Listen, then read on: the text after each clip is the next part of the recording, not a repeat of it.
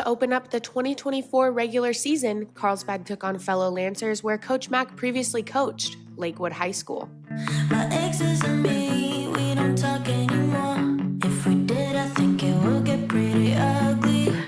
Carlsbad found themselves in a hole quick, down 13-0 in the second quarter. With Angel Ramos suffering a knee injury as well, it was going to get a lot tougher.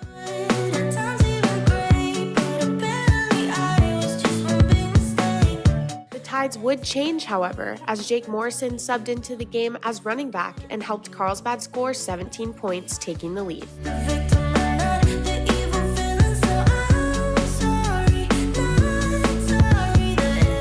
That lead wouldn't last forever, though. Lakewood would storm back and score their third touchdown of the night, going up 20-17.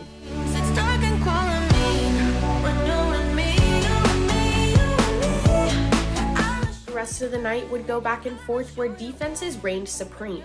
But in a close game, Carlsbad and Lakewood found themselves in deep waters, both looking to come out on top.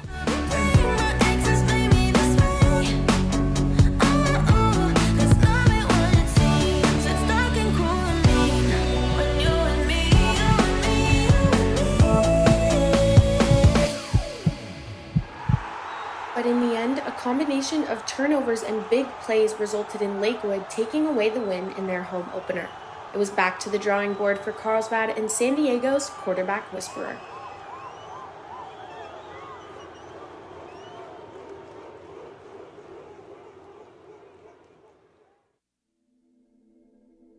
During Thad McNeil's 29 years of coaching, the quarterback has been the focal point of his offense. Julian was the 18th. And it's been over 4 schools. Very, very fortunate just to be at different schools and had some really nice quarterbacks to work with and to nurture and to develop. And I've had 18 from every single level. If someone has a passion to go play QB, I'm going to help them get there. One of those 18 quarterbacks is now Carlsbad's quarterback coach, Christian Chapman, who graduated in the class of 2014 as a 3-star and went on to earn the record for most quarterback wins at San Diego State. Coach Mack is known as the quarterback guru. He's had a lot of great guys. He really prepares you well. It's not just you as an athlete. He teaches you the X's and O's of football in general, and then he teaches you how to be a man and how to be a leader on the field. So I learned a lot from him, and now being able to work with him for so long, we have a good idea of the things we see on the field, the things we see in our quarterbacks, and we're on the same page with that. We work well together to help develop these young quarterbacks to try to be successful. Carlsbad has no senior quarterback on the roster, but junior Eli McNeil sports a larger than normal chip on his shoulder due to playing quarterback for his own father, who played quarterback himself at Carlsbad. Get held accountable a little bit more, push a little harder, which is all good things. So at the end of the day, it makes me a better player, and I'm here for it. After a week of heading back to the drawing board, 0-1 Carlsbad hosted 1-0 Palos Verdes in a game dedicated to former Lancer head coach and Palos Verdes alumni Bob McAllister.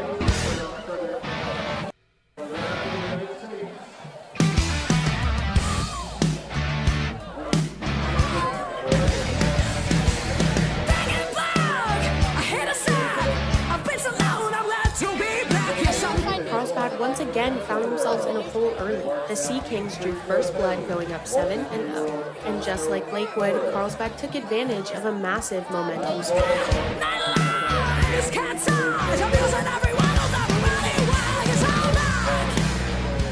Carlsbad's defense played lights out. It seemed almost every Palos Verdes pass play resulted in a sack, spurred by 2 Eli McNeil passing touchdowns, 2 rushing touchdowns from Jake Morrison and Chase Harris, and a Jake Morrison pick 6. Carlsbad was back in black, taking away the home opener win, 33-7.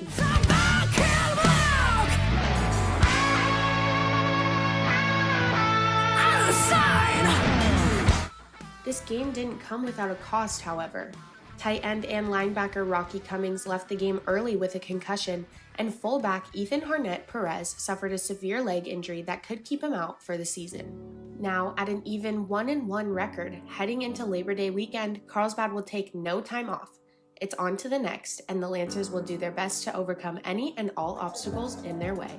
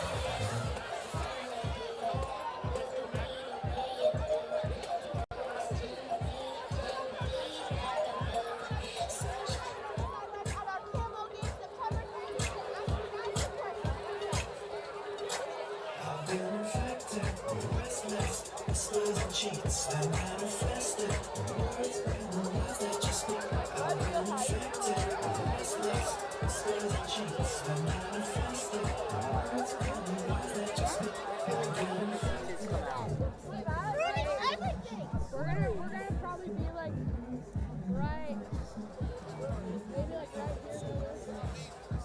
Wait, you play for the varsity?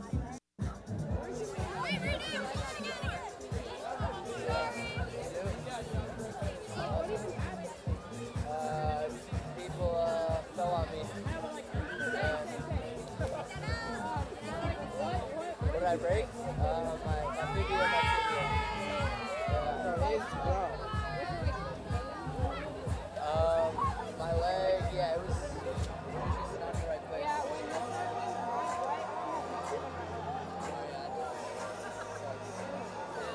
Yeah, not in the right place.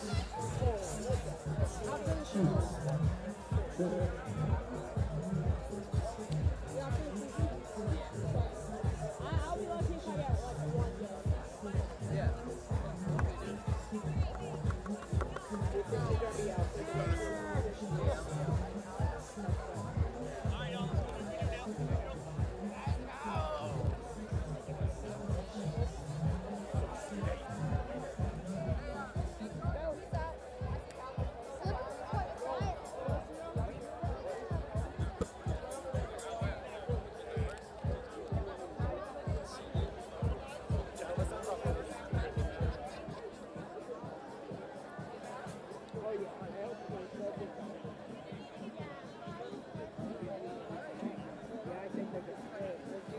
I want overtime, but Lance has to win.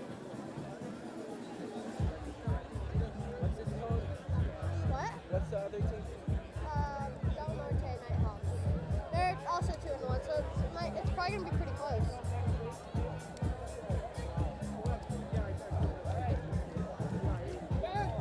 Kira's getting on the end. Levi!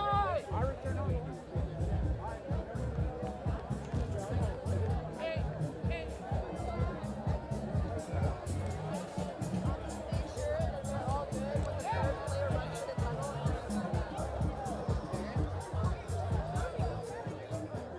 Should we start setting up by the tunnel? Yeah. Just follow me. Wait, actually. I think it. Yo, Grayson! Oliver! Grayson! Yeah, you guys can't go on the field. Oh, sorry. In the tunnel, like Yeah, I don't want any more out of this. You got it.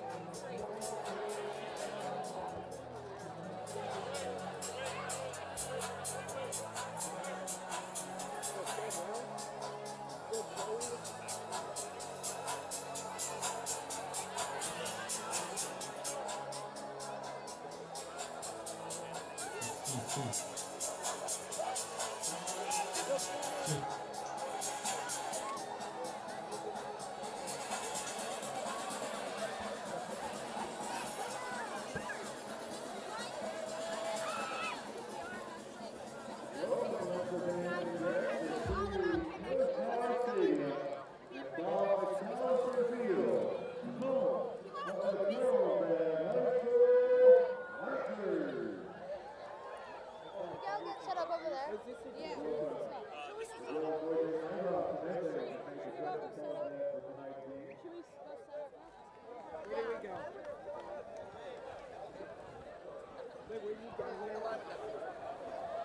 All right, you guys are hanging here. I'll give you a signal, all right? Where are they going? And hey, here's the deal. You guys are welcome to all right.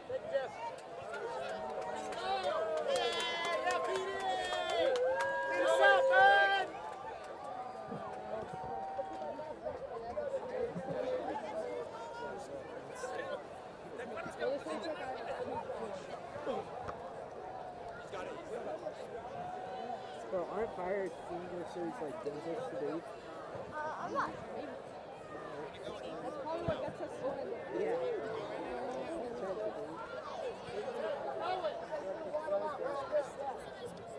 Johnny, you guys can be set up, but we got to make sure Bleacher Banner gets up.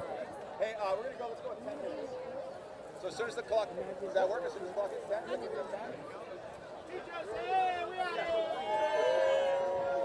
All right, sounds good. So hey, we're going to go in 3 minutes. As soon as the clock hits 10, we're going to start announcing, okay? We're going to start announcing. Hey, do we have our two? But here's the other thing is we got to make sure that Bleacher Banner gets rolling. You have Enter Sandman ready to go. And the other thing is keep your eyes locked on the I'll stand over here. student section floor. He's on that end right there. Because we want to make sure. No, he's right there. Yeah, we got all of them here, but he's the guy right now we want to impress for tonight. He's only coming one time, so. Is it heavy? One more. Who's your other?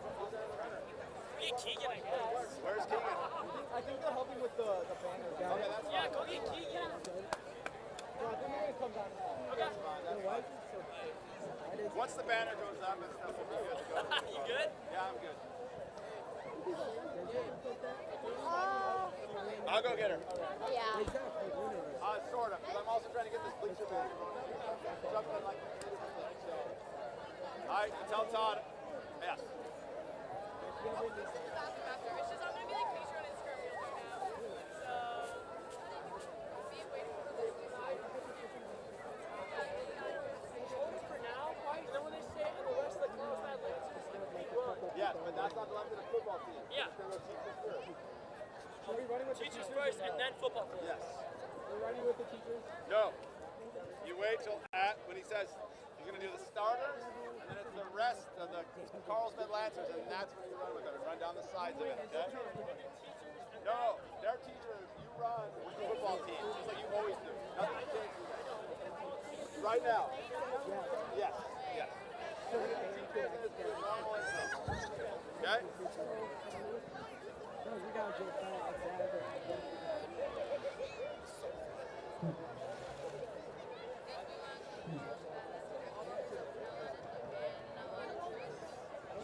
We start at 10 minutes. At 10. I told Spaniard when it hits 10, we go. Hey, do we have guys? Do we have someone up in that corner to help it run up? Okay, they're going to be up there. Okay. All right. So hey, you guys just make sure. And also, are we good on that end there? Okay. We got time, but let's just be ready for it. All right. Hey, Peter Manzi. 40 seconds. 45 seconds.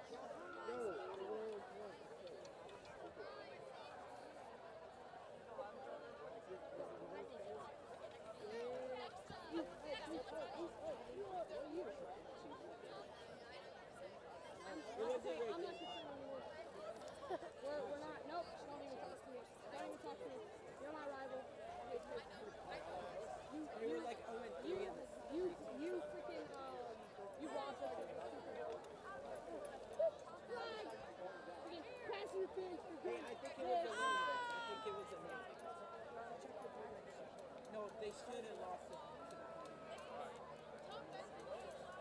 Yeah, the Chiefs, I felt like the 49ers had that.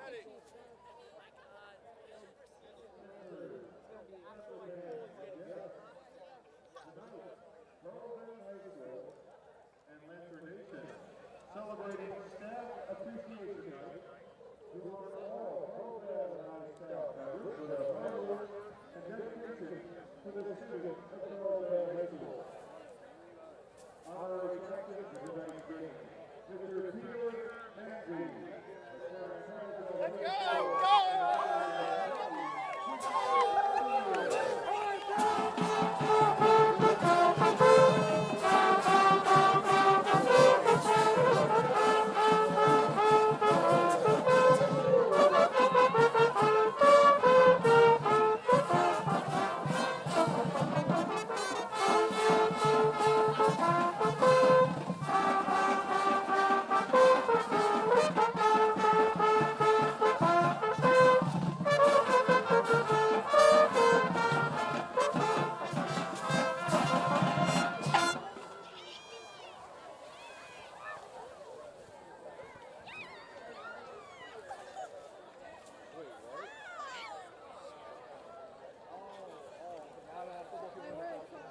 Did the audio do that also?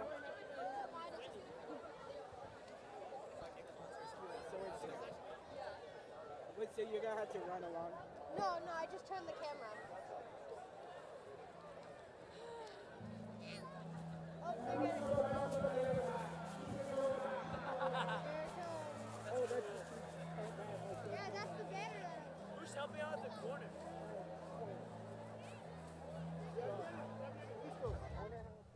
Good morning, Carlsbad. Roy Kane here with Luke Schultz. We're back.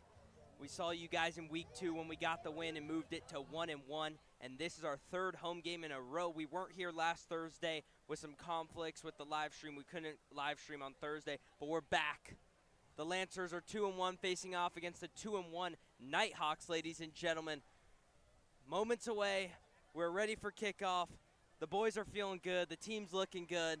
Eli McNeil coming off a huge game against San Pasquale, definitely moving the offense in the right direction. The defense is looking strong. I think the Lancers are ready to move it to 3-1. Luke, talk to me. Yeah, Roy, I mean, another big game. Excited to be back. Eli obviously coming off 6 touchdowns last week. We'll see if they can improve to a big 3-1 tonight, and we got a big game in store for us tonight, boys. 100%. Let's talk about the unis right now. Or I don't know if you guys can see them behind us. The grays. But we got the all grays from the Lancers tonight. Wow. My favorite uniforms out of the combinations. And then we got the Nighthawks rocking the all whites. It's going to be a good battle. The Nighthawks are being led by Nick Barnett, the former NFL veteran, I think around a 10-year player, who played on the Packers, and definitely a baller, a new addition. I think it's his 2nd year coaching high school football, and it's going to be a really well-fought game between both teams. We are around 7 minutes away from kickoff. The boys are getting dialed in, and I think it's going to be a really big game about defense tonight. I know about their quarterback. They have a solid wide receiver too, and I think us being able to contain, like we did on the last live stream, us being able to contain Rakowski really led us to win that game. Yeah. And I think the D-line is going to be a major factor in this game. And, I mean, they're playing well. We have a young D-line, and I think it's going to be a huge factor in the game tonight. And I think Coach Pub has been teaching these boys everything right about defensive line and the defense. I think the guys on this team are really well taught, and I think we're really prepared to go out and get this one done tonight. Yeah, I mean, obviously Rakowski was a big weapon for Palos Verdes, and he was pretty much shut down the whole game. The D-line pretty much owned up in the front. I mean, Diesel Taylor for Del Norte should be a fun one to watch tonight, the transfer from Perry in Arizona. So we got a big game here tonight. 100%, and I think the run game as well is going to have to be moving. Jake Morrison on the ground has been having an unbelievable year. He leads the team in touchdowns, 5 touchdowns on the season, and 92 rushing yards a game, ladies and gentlemen. Jake Morrison also plays on the defensive side, had an unbelievable pick 6 in that Week 2 matchup against Palos Verdes, and I think he's looking to continue that spree on to this one. I think the O-line's going to have to play good. I mean, we have a Duke commit at that right tackle position, and then our left tackle is Nathan Allen, the junior, and Andrew Langer, the Eastern Washington commit, got moved to guard. Then we got Sufferdini at the guard, and then center, we have Remy Boy. Ladies and gentlemen, we got the boys up front moving well. I've tapped into a couple meetings this week, and I think the guys are confident. I think we're feeling pretty well, and it's all about technique. That's what Coach Mack was preaching, technique and how we just work around the ball today. I think it's all going to be about team chemistry and really just effort. Yeah, bro, I want to hear your odds going into this one. Score predictions. The odds, I mean, Paul's Verde game smashed, okay? Then we go San Pasquale, had a -30, cash, okay? Now we're going into this Carlsbad versus Nighthawks. Give me the Lancers -13.5, ladies and gentlemen. And let's talk about the props. Connor Hawk got his first touchdown against San Pasquale. Ladies, we're praying for it, ladies and gentlemen. And I think he's going to have another touchdown tonight. Give me a touchdown, Connor Hawk, over 0.5. Give me Jake Morrison over receptions. Give me 3 receptions. That's a sneaky prop right there.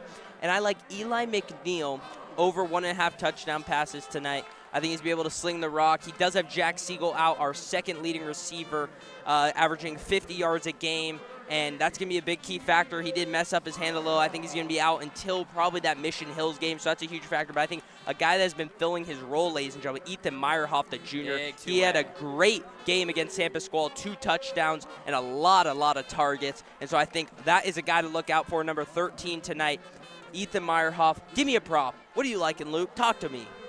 Honestly, tonight, I like your Eli McNeil, but I'm going to go over on 2.5 touchdowns. I think Eli's going to have a good night. Boosted odds, ladies and gentlemen. The rock well. You might take that plus 200. Yeah. I think we'll see a good offensive night. I do. I like that. And I really hope the offense is flowing, guys. I don't really want to cut to third quarter college football breakdown. You know, I want an exciting game tonight, ladies and gentlemen. Last game. Was a little rough. There are some good games going on right now in Arizona. And my Washington Huskies got a big game this week in the Apple Cup at Lumen Field, ladies and gentlemen. Yeah. But the Lancers run out the tunnel.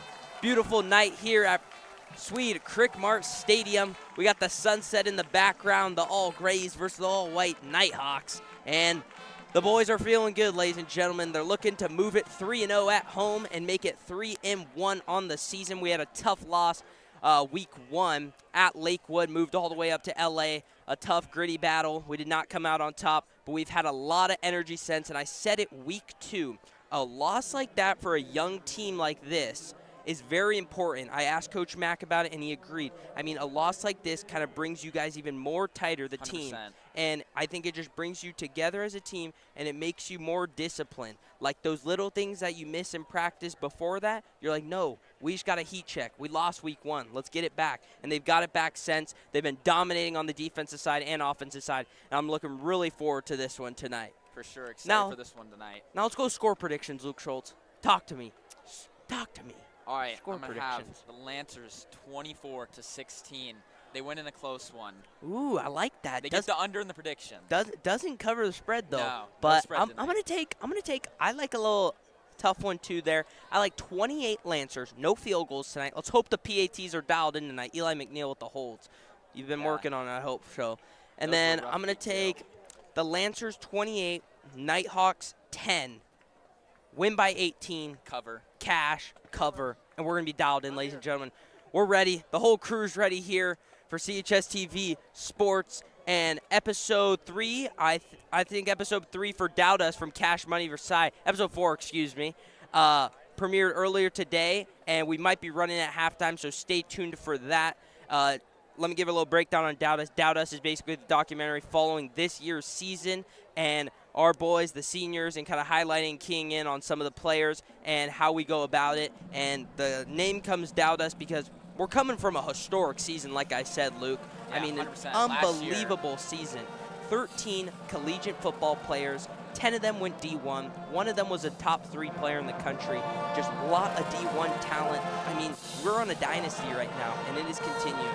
And that's why the Doubt Us title comes from. People think we're going to be doubted after losing all these seniors, but we're back, ladies and gentlemen. Now let's lock in.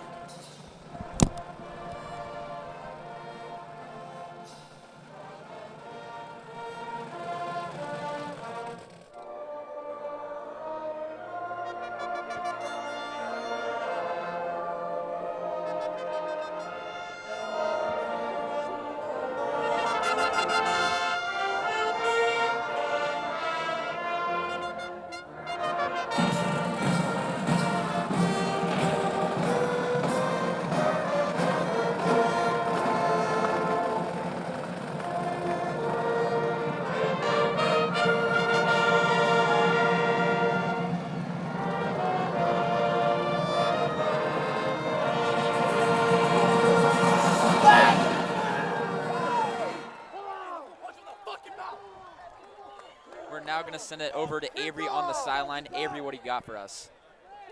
Oh, not yet. Never mind. Sorry, guys. Guess we get to yap a little bit more. Yeah. Okay, let's talk about your Notre Dame. Ooh. Oh, my gosh, ladies and That was a gentlemen. rough one last week. First of all, let's break down our picks. I went for 3 for 3. Luke for beat me 6. out. He went 4 for 6. Excuse me, I went 3 for 6.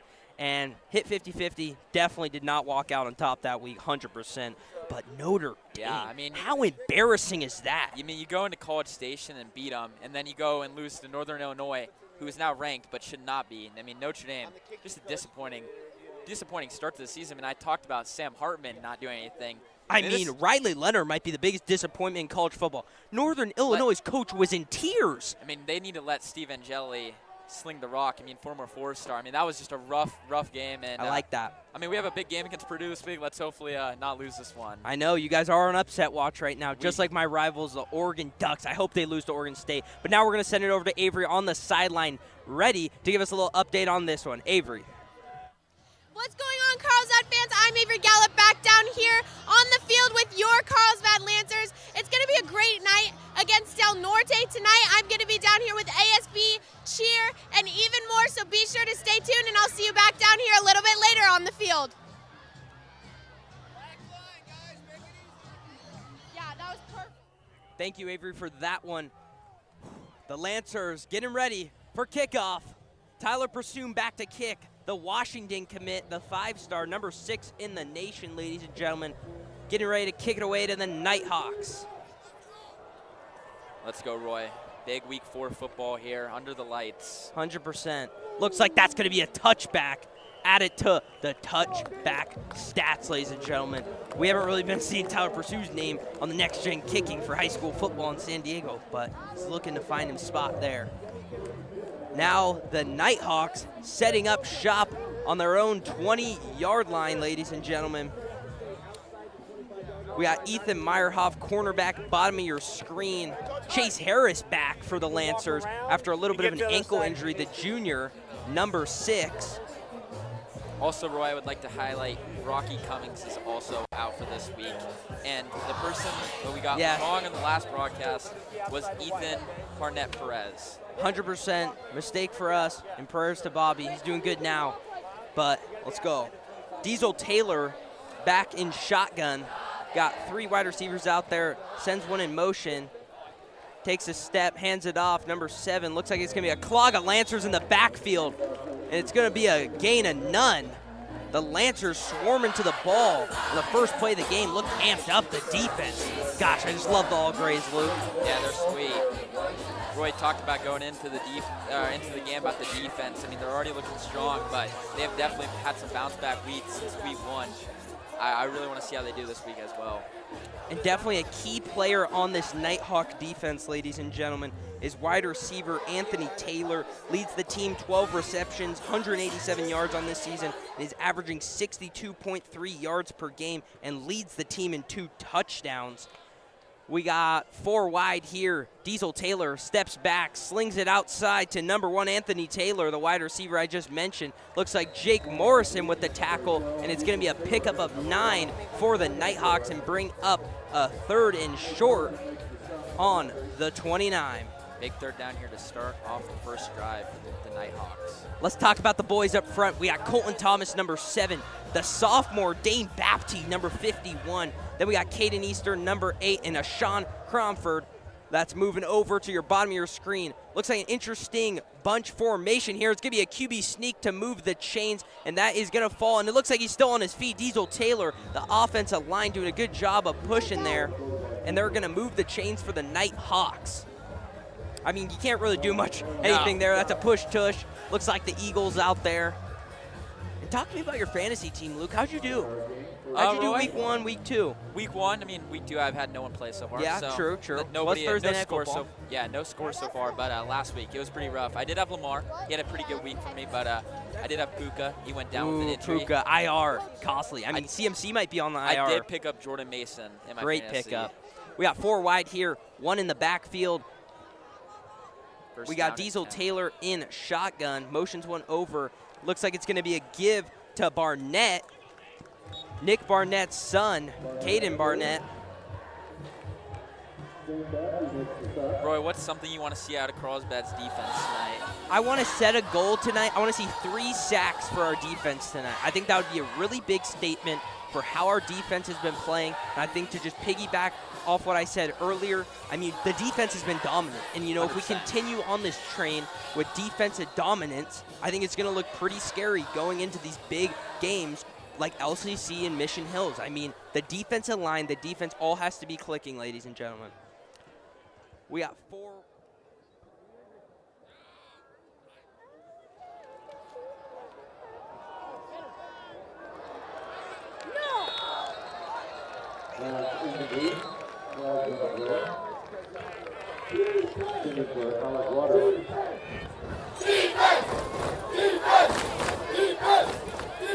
Sorry about that there.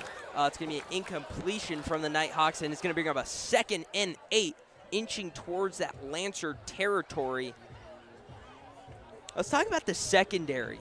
Okay, we got some pretty hard hitters and some underclassmen that like to get it done. I want to key in on Chase Harris, my guy, number 6. I mean, absolute dog. Dominated freshman football, dominated JV, and it wasn't going to stop there. And it looks like, excuse me, there's going to be a penalty on the first down. Yeah, it's going to be a first down for the Nighthawks, and they're officially in Lancer's territory on the Lancer's 49. Not too sure what the penalty was. I was not too sure either. I didn't see a flag. I didn't see him fly. Looks like we kind of got a stack formation here on the left and right side. We got 4 wide receivers out there. Caden Barnett in the backfield. Diesel Taylor in shotgun. 1st and 10 for the Nighthawks. Steps back, and it looks like there's going to be a flag. Might be a false start on the play. It's going to be on the defense, I believe. Yep, it's going to be on the defense. Probably an encroachment. Neutral zone. And then, Roy, it looks as if Tad Mitchell is not getting the start tonight. Big loss, the sophomore out of Bosco. It's not going to be not a start. He is out on injury right now. He missed Sampa Squall, was warming up and everything, but he's been out the last couple weeks. The sophomore, another key sophomore on this team from St. John Bosco, the DB, that is definitely going to be a huge factor. But I trust Ethan Meyerhoff to fill his position. Yeah. We got 4 wide here again.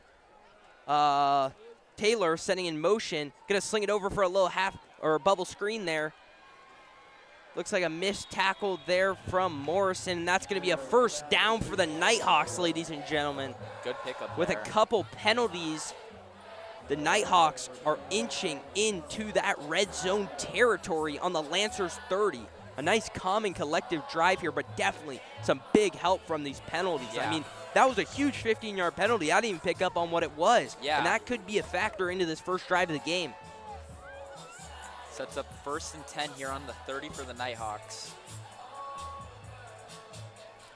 Not too much action here throwing the ball around in that secondary. A lot of runs and kind of bubble screens here. Now we have 4 wide with Barnett in the backfield. Sends Taylor over to a little cross motion. Hands it off to number 5, Maddox Romans. And that is going to be a pickup of 8 for the Nighthawks. Excuse me, Ryan Ramingo Jr., the running back, the senior, 5'7", 150 pounds. Inching away for 8 yards there. So far, a good little drive here from the Nighthawks. 100% the Nighthawks are moving the ball with some aggressiveness. The O-line's looking pretty strong. The defensive line, like I said, a factor for us. We needed to get it going. It is not going right now. We've not got any sort of pressure on this quarterback, and that is definitely a factor here. They're liking this kind of wide formation with the wide receivers. We got Taylor up there blocking, hands it off, and it looks like it's going to be Nixon Guttridge in the backfield for the TFL for 3. Number 15, the senior, Nixon Guttridge with the big tackle there, and that's going to bring up a crucial 2nd and 6. Yeah, sets up a big 3rd down. Good tackle there from Guttridge. Great tackle. Brings up a 3rd and 6, excuse me. Wow. Crowd's going to have to get loud here. We got camo theme tonight, ladies and gentlemen. The loud crowd's rolling. And the Nighthawks are going to have to convert here. Yes. Kind of looks like a little bit of Notre Dame. I like the helmets, though, the all gold. We got 4 wide. Bottom of your screen is Braxton Jones. We got Remingio in the backfield. Steps back. Diesel Looks like he's running up the field, has nobody, slings it late. Oh, almost an interception there from Liam Wilcox, the senior, leading the team in tackles, 6.7 tackles a game. Liam Wilcox with the pass breakup, and that's going to bring him a 4th and 6. Looks like Diesel Taylor is looking to get the call, and that means they're probably going to be going for this. So far, his offensive line is doing their job. No one was open there. 100%. He had a lot of time, stepped out right into that pocket, stepped out right out of the pocket, tried to make the most of it, but that was a risky ball there. That could have ended bad. Questionable. And they are going for it here, Roy. What do you think about this call? I don't know. I mean, I thought Del Norte had a pretty solid kicker. I know they had a good one last year, but they got this bunch formation on that left and right side. We got Barnett in the backfield here. The crowd's getting loud. Taylor swung right. Diesel steps back, steps up, and that's going to be a Sean Crockford with the sack, ladies and gentlemen. The junior, number 99, with a big play in the backfield to send the offense off the field. And now the Lancers take charge. What a turn of events, Luke. Yeah, I know. I mean, what a tackle there to stop there. I mean, Diesel Taylor had nothing once again. I mean, he is a hard person to stop, ladies and gentlemen. I used to play O-line freshman, sophomore year. I mean, if Sean would get the best of me in endos, I mean, he is a fast individual that can really move quick. We got 5 wide here. Got a little bit of bunch stack on the bottom of your screen. Eli McNeil in shotgun. Looks like there's going to be a blitz. Blitz here. Going to be a bubble screen to Jake Morrison. Totally broken up in the tackle from Tristan Kyle for the TFL of 1.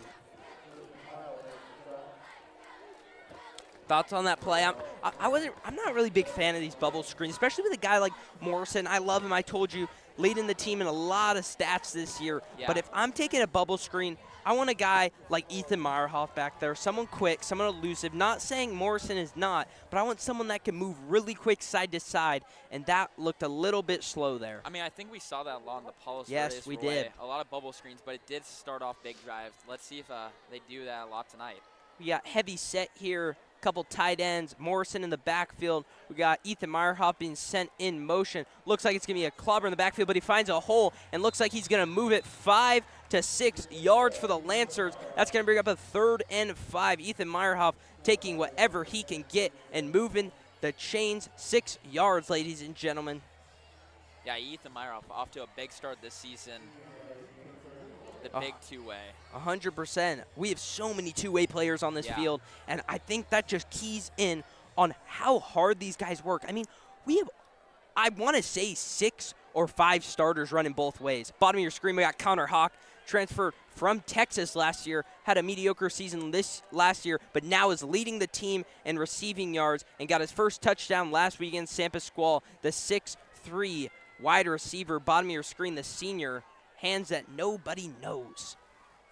Got 2 running backs in the backfield here. Looks like Eli McNeil's going to step it back and sling it deep. Connor Hawk gives him a chance. Oh, no, overthrown to the wide receiver on the bottom of your screen. Connor Hawk, the man I just was talking about. Looks like that ball was just a tad deep, and that's going to bring up a 4th and 4. It looks like the punting unit is coming out. Tyler Pursume. I honestly don't mind that out of the offense tonight. We didn't see a lot of deep balls the last 2 weeks, but they're just slightly overthrown. I don't mind that either. I mean, Eli McNeil, like we broke down, is coming off a huge game against San Pasqual, 6 touchdowns, 302 yards, 16 for 20, won Gunslinger of the Week in San Diego, sponsored by Goat and Dime in San Diego football. I mean, that game must give you a little bit of confidence, you know? Yeah. And it can tell because he was looking for a deep ball right there, and Connor Hawk beat him. And look at that punt from Tyler Pursume. Ladies and gentlemen, that could have trickled all the way down to the 1-yard line if he didn't grab it. Tyler Pursume with a round of applause from the stands. The Washington commit setting up the Nighthawks in a tough position on their own 2-yard line. What a punt there, Roy. What a punt is right. I mean, that could have literally stopped on the 1-yard line if we had a guy behind it. Exactly. The Nighthawks here with some pretty poor field position. See if they can make a drive out of it. Yeah, and like I was saying about Eli McNeil, 43 for 62 this year, 644 yards, 9 touchdowns. in the air this year and 3 touchdowns, and all 3 of those interceptions come from week 1. So take those out. He's having an unbelievable season. It was his second start on varsity besides that Poway game his sophomore year when Julian was out. But definitely looks like he's gotten a groove with this offense. Definitely looks like his shoulder's been healing pretty well, and he's feeling way more comfortable. And I'm happy to see what he does this year and the next. Yeah, I want to see how Eli's going to fare down the stretch of the season. Some big upcoming league games. Yes, as the season goes 100%. on. Some big rivals as well, being a young junior. That's going to test a lot of his game. We got the Nighthawks, 4 wide receivers out there, one in the backfield. Diesel steps back in his own end zone, slings it bottom of your screen to number 2, Alex Waters, and that's going to be a big tackle there from Jake Morrison, but a good gain there from the Nighthawks to get out of that close position to the safety range, and it's going to bring up a 2nd and 4. Good read there from Diesel Taylor. Yeah, good tackle there from Jake Morrison to stop someone bigger. Yeah. I mean, so far, his timing in the pocket, he has time. 100%. He looks super comfortable back there. Even on that 4th down that he got sacked on. Yeah. I mean, I want to say he had 4 to 5 seconds. He was literally so calm there, but he kind of stepped up in a bad position where Sean can come up and get the sack. Looks like we kind of got a heavy defense. Looks like we're going to flag out there. It's going to be another encroachment. Neutral zone. It looks like it's going to be on a Sean on that top of your screen, number 99. Another big penalty, Roy. Another huge one. Definitely from frustration out there from Coach Pub. You can tell. Coach Mack as well just lifted his hands. Ashawn, the junior, wreaks havoc on the field, but really has to dial in with his mind right now. Yeah, 100%. Because a play like that from a 2nd and 4, 2nd and 5 inside their own 10, and now brings them out to kind of that comfortable position, 1st and 10. Now they're basically setting up shop right there. I mean, that was just a freebie play you cannot let happen here. 1st and 10 for the Nighthawks. Diesel Taylor in shotgun. Got 4 wide receivers out there, 4 wide. Diesel Taylor, little halfback draw, and it looks like it was meat in the backfield by Ashawn and Colton Thomas, but he breaks away. He's going to come back all the way to the line of scrimmage. Could have been a big TFL there for maybe 3 or 4, but he fights his way back up to the front. Yeah, he broke out of those tackles for a loss there. 100% he did. 2nd and 10 here for the Nighthawks. I mean, look at this sky, ladies and gentlemen, behind us. Nice night out here, Roy. A beautiful night. I mean, perfect weather to wear a hoodie. I mean, I'm feeling pretty comfortable. Friday night lights, I love it. Good time of year. Diesel Taylor sends over motion, slings it back over to number 1, Anthony Taylor, and it looks like it's going to be a tackle for loss by Chase Harris and Ethan Meyerhoff over in the top of your screen. That's going to bring up a huge, huge 3rd and 12. Yeah, if the Lancers can get a stop here, they can get some good field position here. 100%, especially with that play down there. It was 4th down, and they didn't want to bring out the kicker. It was probably maybe a 36-yarder, 36-yarder, and so that doesn't give me that good of confidence. That did not give me that very good confidence. But we do have some looks over there on the sideline. Looks like the long snapper's getting dialed in, ready to punt this ball, but not yet. The Nighthawks have one more chance at it, 3rd and 12. 1 wide receiver, top of your screen. We got 3 on the bottom. 1 RB in the backfield. Diesel Taylor back in shotgun. Looks like there's going to be another flag. Might be a free play on this one. Slings it over to number 2, Alex Walters, and that's going to be a pick up of 4, ladies and gentlemen. But there is a flag, and it looks like it's going to be on the Lancers again. No. Coach Pub says decline. That means it's going to bring up a 4th and 8 for the Nighthawks, and I'm assuming the punting squad comes out here. We got Connor Hawk and Ethan Meyerhoff back to receive as the punting unit for the Nighthawks comes out. Good stand there from the defense. Very good stand. Despite the penalty to start, Ashawn getting pressure and definitely forcing that lack of gain there from the Nighthawks.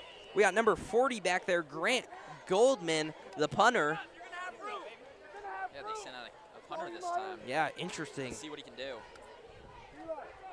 Ethan Meyerhoff on your screen, top of your screen, back to receive Connor Hawk. High snap there. A lot of time to kick it. Looks like it's going to be, no, I don't think that hit him. Maybe. No. Wow, that was close, ladies and gentlemen.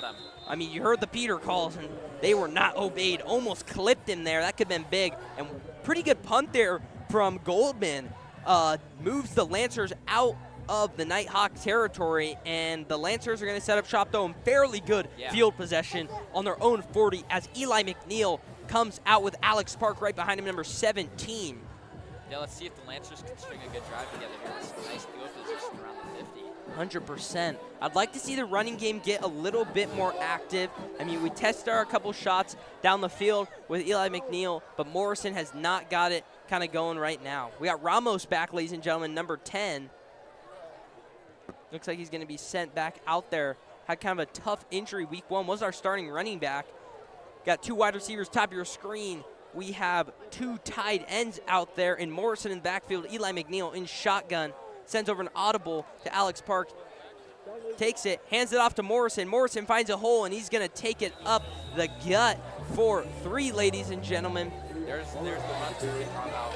Yeah, the D-line looked a little bit pushed back on their feet there. The O-line kind of got that first step on them, and it gave that hole for Morrison to hit, and he hit it pretty hard. That's going to bring up a 2nd and 6 for the Lancers. I think down the stretch of the game where the O-line is, Carlsbad's O-line is really going to own Del Norte's defensive line in the front. That's what happened in that Palos Verdes game. We could easily tell, even from all the way up here, that their O-line was so fatigued, their D-line was fatigued. I think we just have that durability to get it done in that later ends of the game. Eli McNeil under center, Morrison in the backfield. Looks like it's going to be a handoff to that right side. Morrison stutter step, finds a hole, and that's going to be close to a first down, and it's going to move the chains, ladies and gentlemen, for a Lancers first down, and steadies into that Nighthawk territory. 2 good runs to start the drive for the Lancers. And when the run game is working, it works. This translates to every level. Pop Warner, high school, college, NFL. When the run game is working, everything can work. Kind of eases off on the receivers, gives them some more chances to throw it, and I think it can catch the defense off guard, especially when you run the ball a lot. Looks like it's going to be another give to Morrison. He's going to be found in the backfield and strapped up by Jaden Samuels with a huge TFL. Looks like that's going to be a loss of around only 2 or 3 there. Looks like he got him pretty far back there, but forward progress kind of held Morrison back there. Now it's going to bring up a 2nd and 12 for the Lancers. Jaden Samuels, dominant. The 6'3", 280 defensive tackle, only a junior. Time ticking down here in the first quarter with around 15 seconds remaining, Roy. We got a pretty heavy set here. Top of your screen, Connor Hawk. Right below him, Ethan Meyerhoff, Jake Morrison in the running back position. We got Ramos there. We got a pitch to the left side. A lot of green grass in front of him. Jake Morrison stutter steps, finds his way, and that's going to be a first down for the Lancers with a 13-yard gain. Jake Morrison, the toss there. Pick up there on 2nd down. 13-yard run. That is a huge play to end this first quarter. Momentum definitely in Carlsbad's side, but the score signs off from the first quarter 0-0, no score game. Who is going to touch the end zone for first or the uprights, Luke? Who do you think it's going to be? I mean, the Lancers moving the ball right now. They're driving well right now. I think they're going to score on this drive. I think they're going to score as well. I like it. I think they're moving the ball on the ground too good not to get some points out of this possession. And with Tyler Pursoon, I mean, I think we're pretty comfortable with him kicking a 45-yarder. Never has really tested a 50-yarder. I'd love to see it, though. I mean, the kid's got a leg. He hits 55-yarders in warm-ups, close to 60, and I wouldn't mind a try at 50 in this senior year for him. Yeah, I'd like to see it tonight. That'd be nice. 100%. But you said it, Roy. I mean, when they're running the rock well, good things happen, and we're seeing that so far this drive. Yeah, and Jake Morrison, just an absolute factor for the Lancers both ways, leading the team 92 yards per game on the ground alone, ladies and gentlemen. Not any screens, nothing. Just on the ground, 92 yards per game. And like I said, he leads the team in touchdown, 5 touchdowns. Looking to add a couple more tonight. We got 2 tight ends out there on the left. Eli McNeil in shotgun. Jake Morrison on his right-hand side. Alex Park and Connor Hawk, the wide receivers out there. Looks like it's going to be a play action. Got him deep. Connor Hawk sends it up, and that's a grab. Did he get across the pylon? No signal yet. Yes, it is. A touchdown. Ladies and gentlemen, Connor Hawk send it up in the sky and let him fly. What a ball there from Eli McNeil. And the Lancers strike first on this drive, 6-0. Talk to me.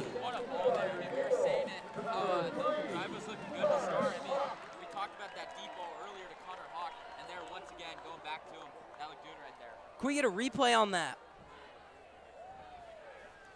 Got a replay coming up from that touchdown there from the Lancers.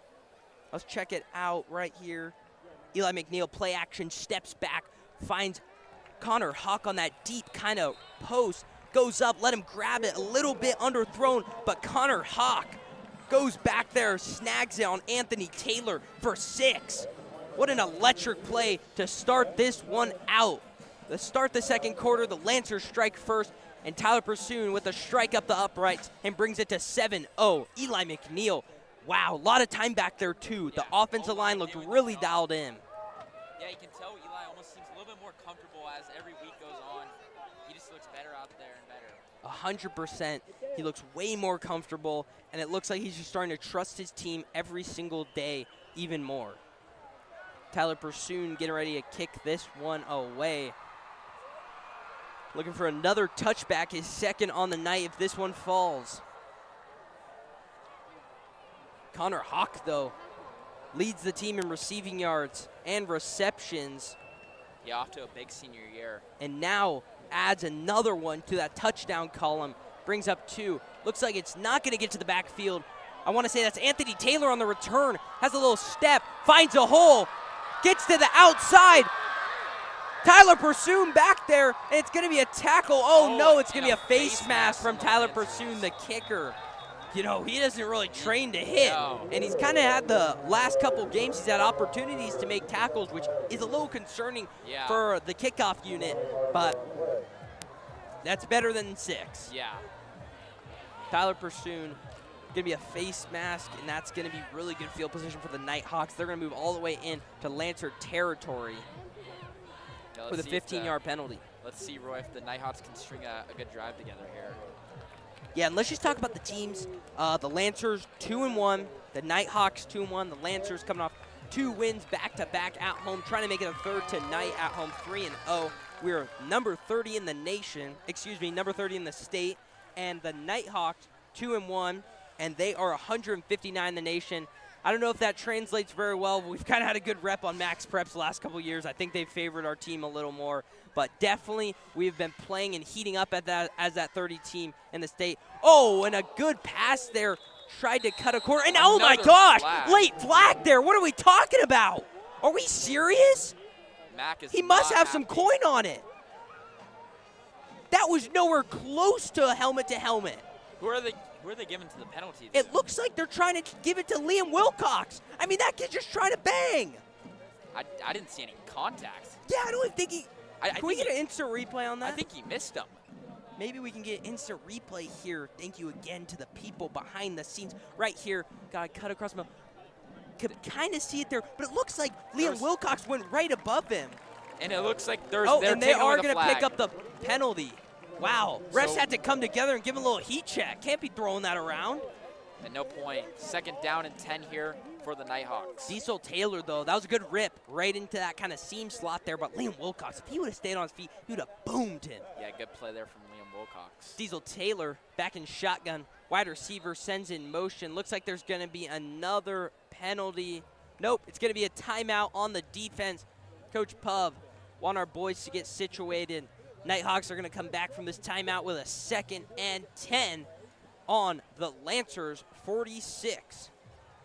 Well, I would like to try and see a little bit cleaner football. It's a little messier to start the game. Yes. I mean, I forgot what game, but I want to say it was my freshman year. It probably was the most unentertaining game to ever commentate. You know, there's going to be games like that where it's just a tough game to call, and there was a game that was just like that my freshman year. I mean, probably a penalty every other play. The refs, it was very questionable. People definitely had the prop over flags thrown. And this game's looked pretty sloppy to start. Yeah, I mean, a lot of neutral zone encroachments from our team, and looks like there's been a couple false starts from the offense of the Nighthawks.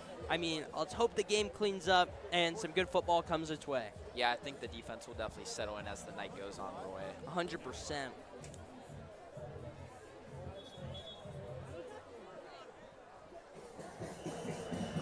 Roy, play call right here. I know we're not Tony Romo up here, but I'm gonna be Tony Romo. I want to hear it. What's the play?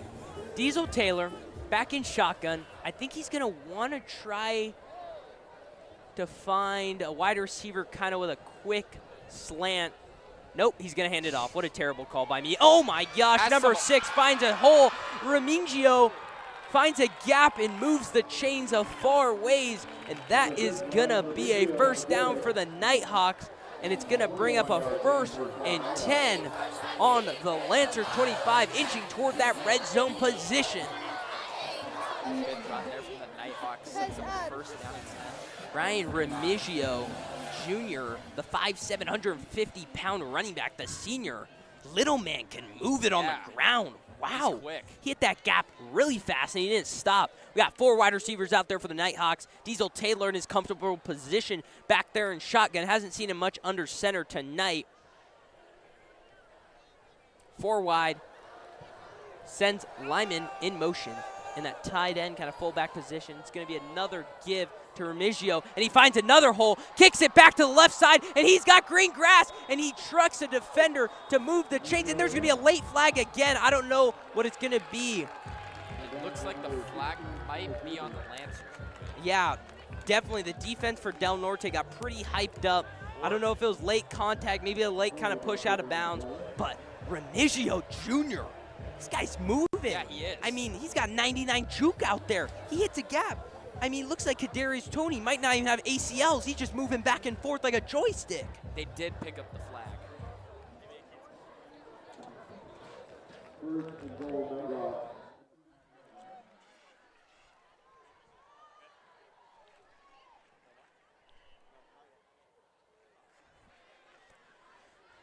We got the Nighthawks in the red zone here.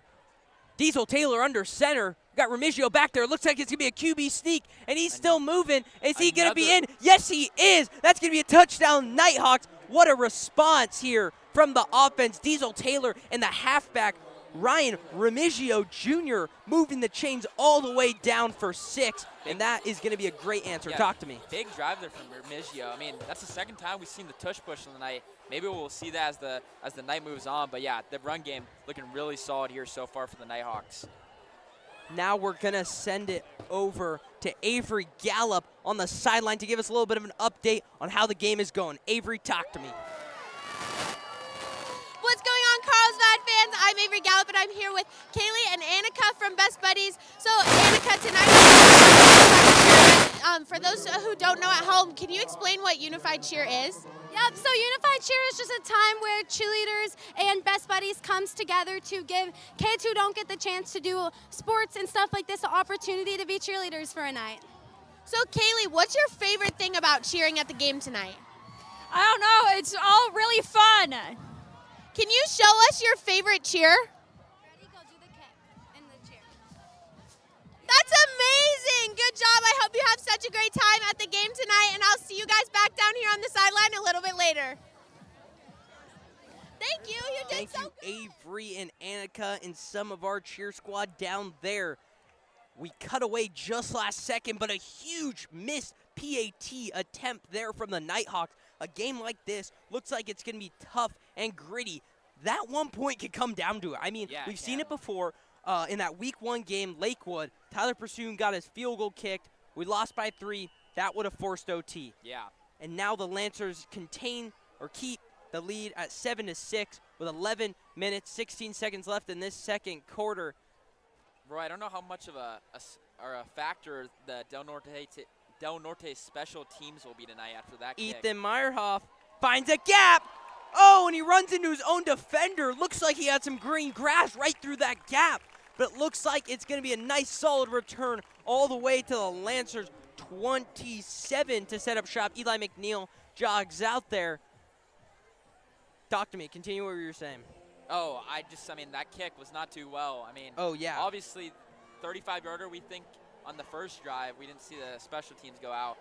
I mean, I don't know how much of a factor they're going to be tonight. Yeah, the kicking game does not look strong, and I think we take it for granted. I mean, we 100%. really do.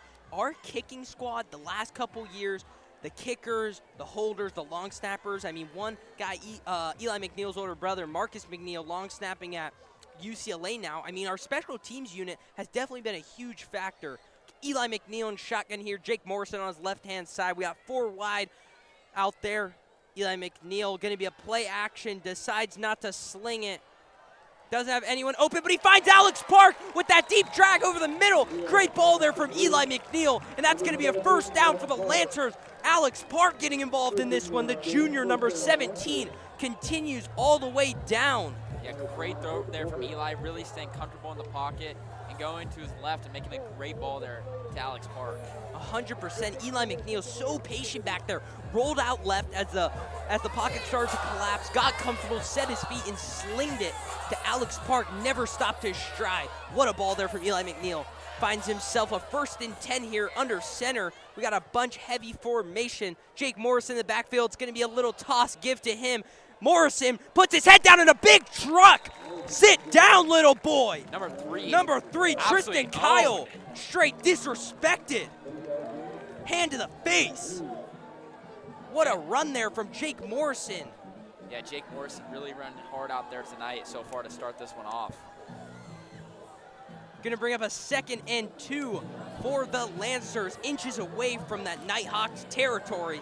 Eli McNeil back with kind of another one of those heavy formations. We got 2 tight ends out there. Caden Easter at the bottom of your screen, tight end. And we got Colin Thomas, top of your screen. Only wide receiver out there, Connor Hawk. We got fullback Ramos and Morrison. Another give to Morrison. It's going to be a pickup of, I want to say 2, and no signal yet. It's going to be a short. Looks like we'll have 3rd and short, yeah. Looks like we're going to be short. It's going to bring up a 3rd and inches for the Lancers. I wouldn't mind just another straight pound right up the middle. 100%. I mean, I think we've had 1 TFL tonight from this offensive side, and I wouldn't mind it. I wouldn't mind a push-tush, but I don't think we really practice that. And honestly, if they don't get it here, you got to think it's 4 down territory. It's 4 down territory, 100%.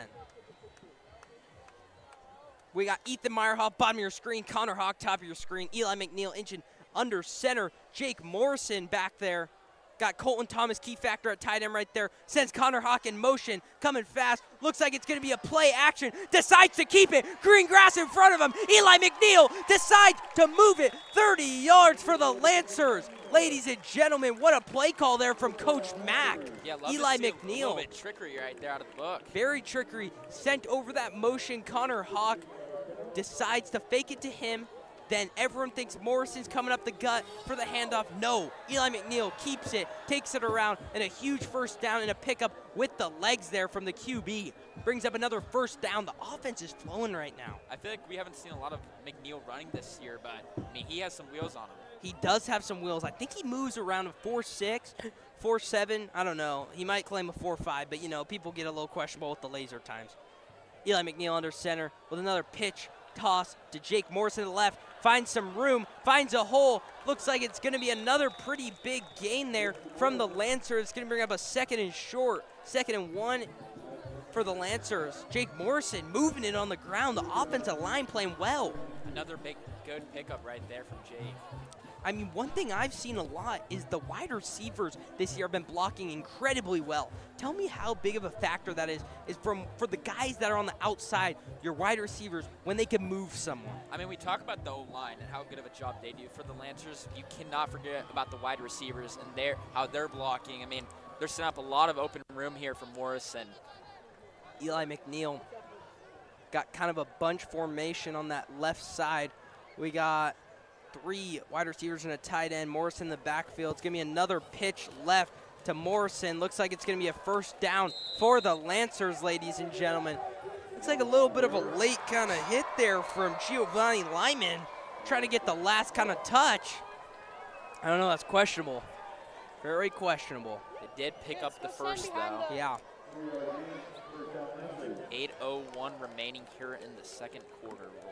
I mean, the chains crew must be getting a little bit tired. I mean, they're always on their feet. I don't think we've really had that many big 3rd and 6s this game. I think we're just kind of moving the chains recently.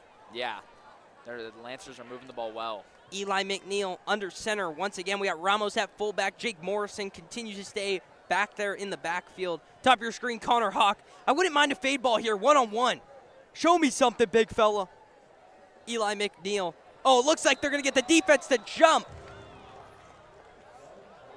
It's going to be offsides on the defense. Number 52. Do not have him on our roster, but I want to say it's number 50. I don't see a 50 out there, and it looks like a pretty big boy. Noah Keller, 6'4", 230 pounds, the defensive end, and a senior. I don't know, but that was not good for the defense there. Sets up a 1st and 5 here. Free 5 yards.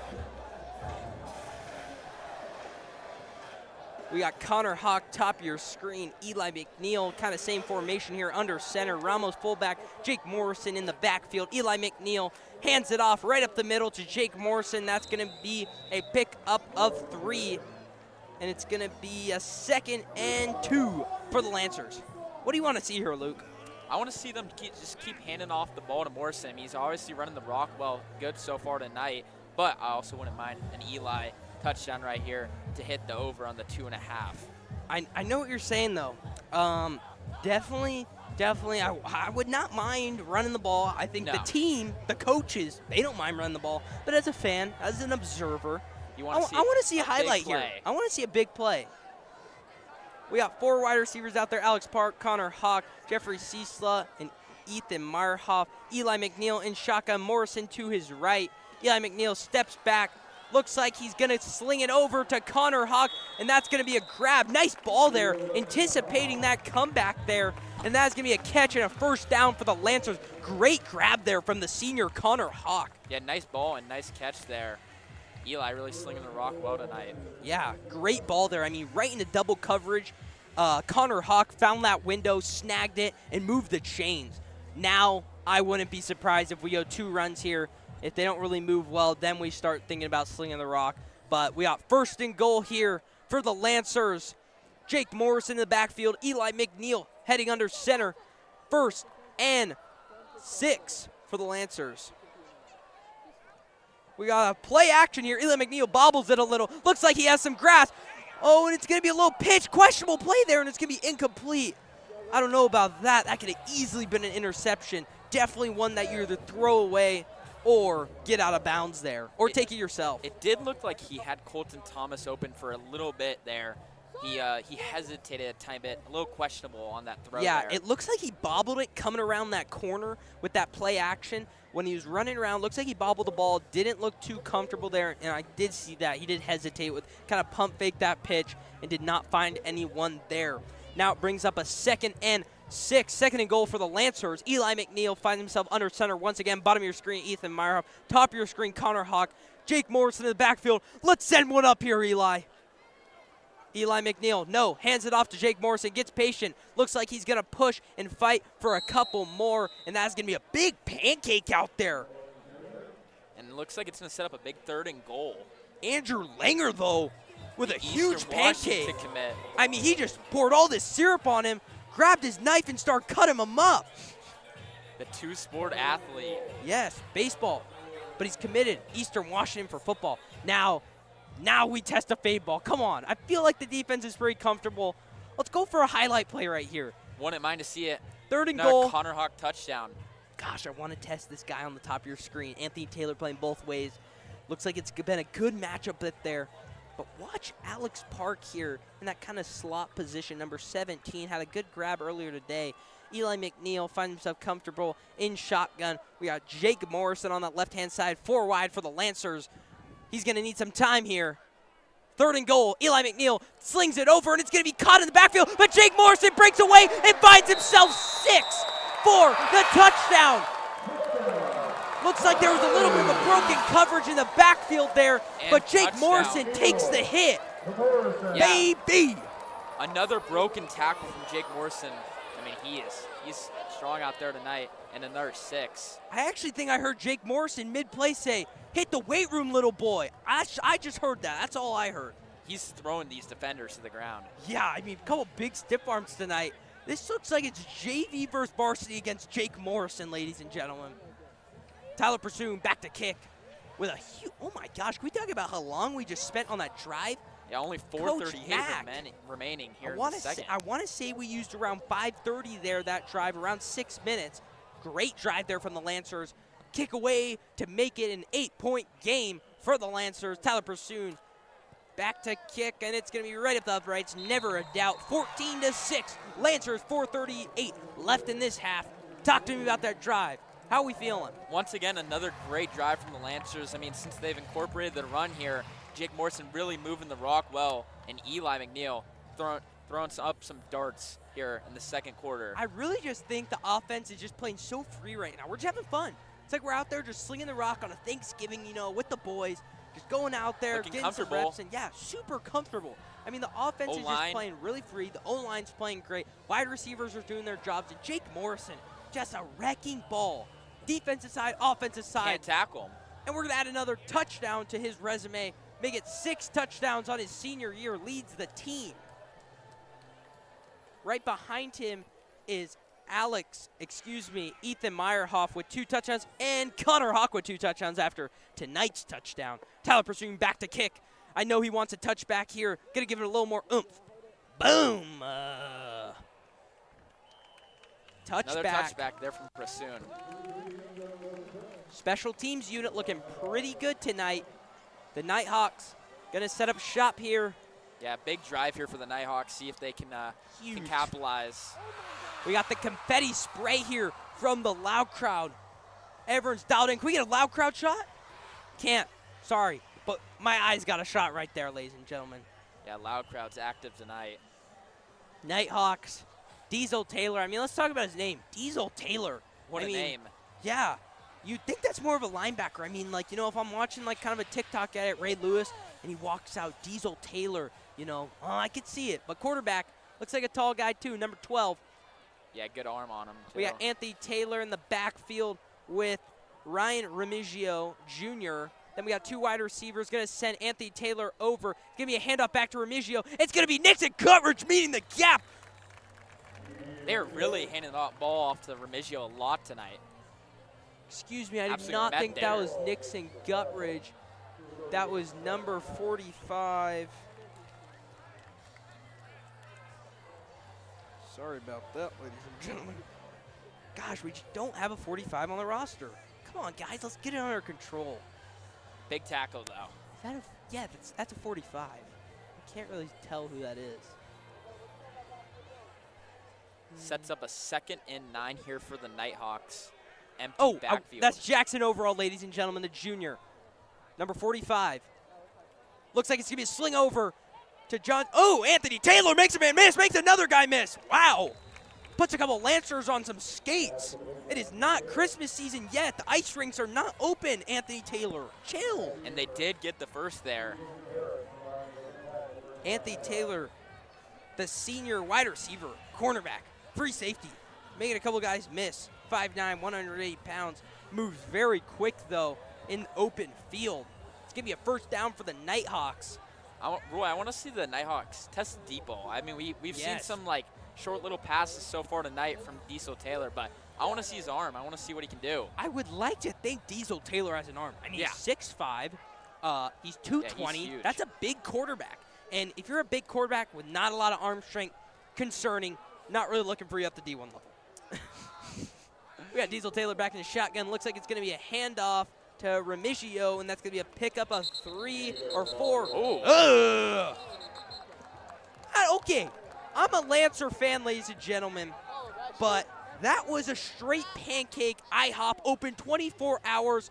I don't know if that's a penalty. I hope they picked that one up just for the courtesy of the game. That was a pretty big move there from the offensive line. We've said his name actually once tonight. Jaden Samuels, the man that had a big TFL in the backfield.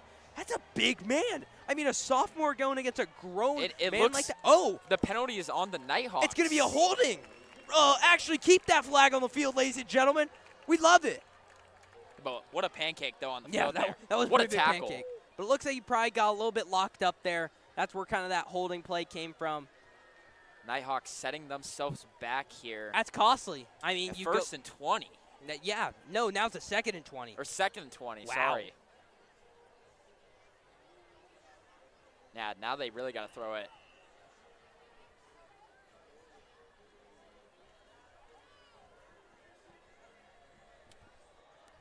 We got 4 wide receivers coming out 4 wide.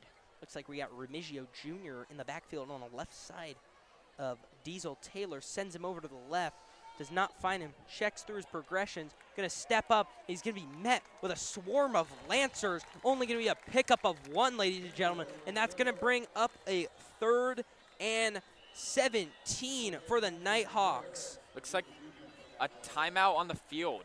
Yeah, it's going to be a timeout. I want to say on the defensive side. Yes. Sets up a long 3rd and down, 3rd and 19, Roy. 3rd and 17, yeah. 3rd and 17. This is a huge 3rd down. I mean, the kicker did have a great punt last chance he got, but anything can happen. I mean, the Lancers could take one pretty far. I just love field position here, getting pretty tasty. I mean, you got to think if they don't get it here. Lancers going to have good field position once with again. With around 2 minutes left, so much time left, but we do only have, I want to say, 1 timeout. Yeah, 1 timeout. So the timeout was used on the defense. Yeah, we've used 2 already. 2:23 here left in the 2nd quarter. I'm curious to see, though, what Nick Barnett in this Nighthawks offense draw up for a 3rd and 17. I mean, Coach Mack was talking about it in a meeting this week. Like, if a penalty happens and you give your coach a 3rd and 20, a 2nd and 20, you're kind of putting them in no man's land. What are they supposed to do? You know, that's why a lot of these coaches at the college level, when you get to a 2nd and 20, they just straight up hand the rock off, try to get themselves maybe a breakaway run, but set themselves up in a more comfortable position like a 3rd and 13, 3rd and 12, a more convertible situation. But definitely this is a scary spot to be for the Nighthawks, a 3rd and 17. We got 2 wide receivers, bottom of your screen. Number 35, Riley Fernoki, bottom of your screen. Diesel Taylor in the backfield. We got Ramoji Jr. on his right-hand side, sends Anthony Taylor over in motion. 4 wide here, play action, decides to keep it and slings it deep. Looks like Anthony Taylor has him on the back shoulder, comes back to it, and that's going to be an unbelievable conversion there from the Nighthawks.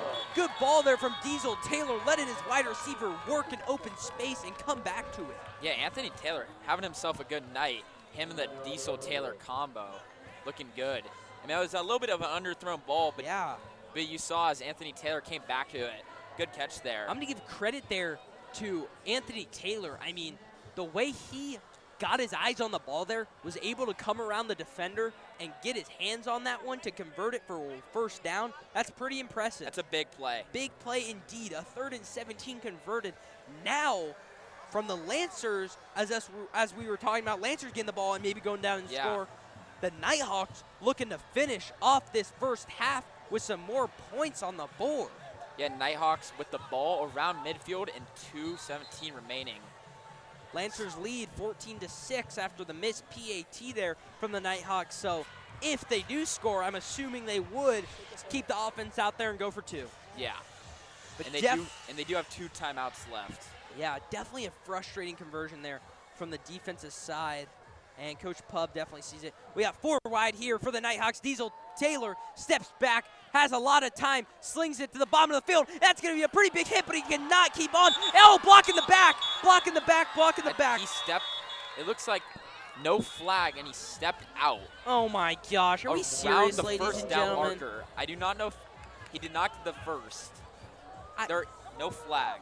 Yeah, I mean, that's a pretty big bailout. Looks like he had a lot of grass in front of him, a lot of open space to make some moves. He did shed a big tackle there.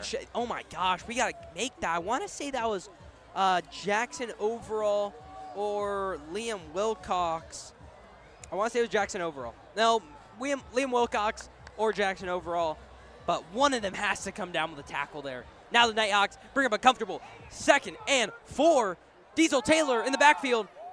Test the corner again, and that's going to be a penalty, and that's going to be a pass interference on Callum McFarland. First time calling his name tonight, the junior cornerback, number 25.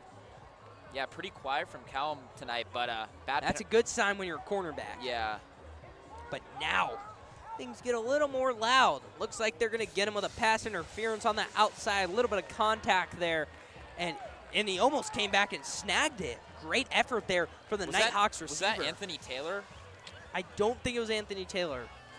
I actually do not, but almost came down with a big snag, I mean, though. they have moved the ball around 35, 40 yards, and they've spent 24 seconds, ladies and gentlemen. These penalties are so crucial to this defense right now. And I want to say we have around 5 penalties to close to 75, 80 yards. I mean, we've had a lot of 15-yard penalties tonight, ladies and gentlemen. It's been sloppy out there tonight.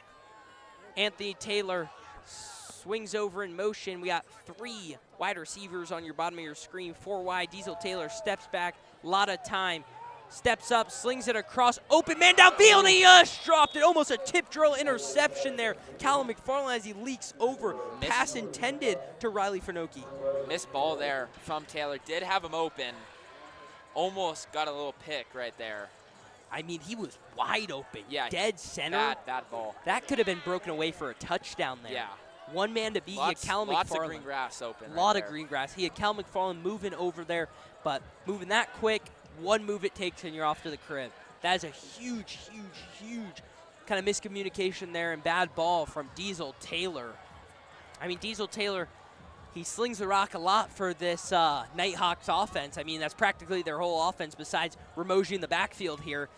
He's 48 for 71 this year, 608 yards, 4 touchdowns, 2 INTs. Diesel Taylor steps back in shotgun a lot of times, slings it down to Anthony Taylor, makes one man miss, makes another man miss. He's going to move the chains and get out of bounds for another first down.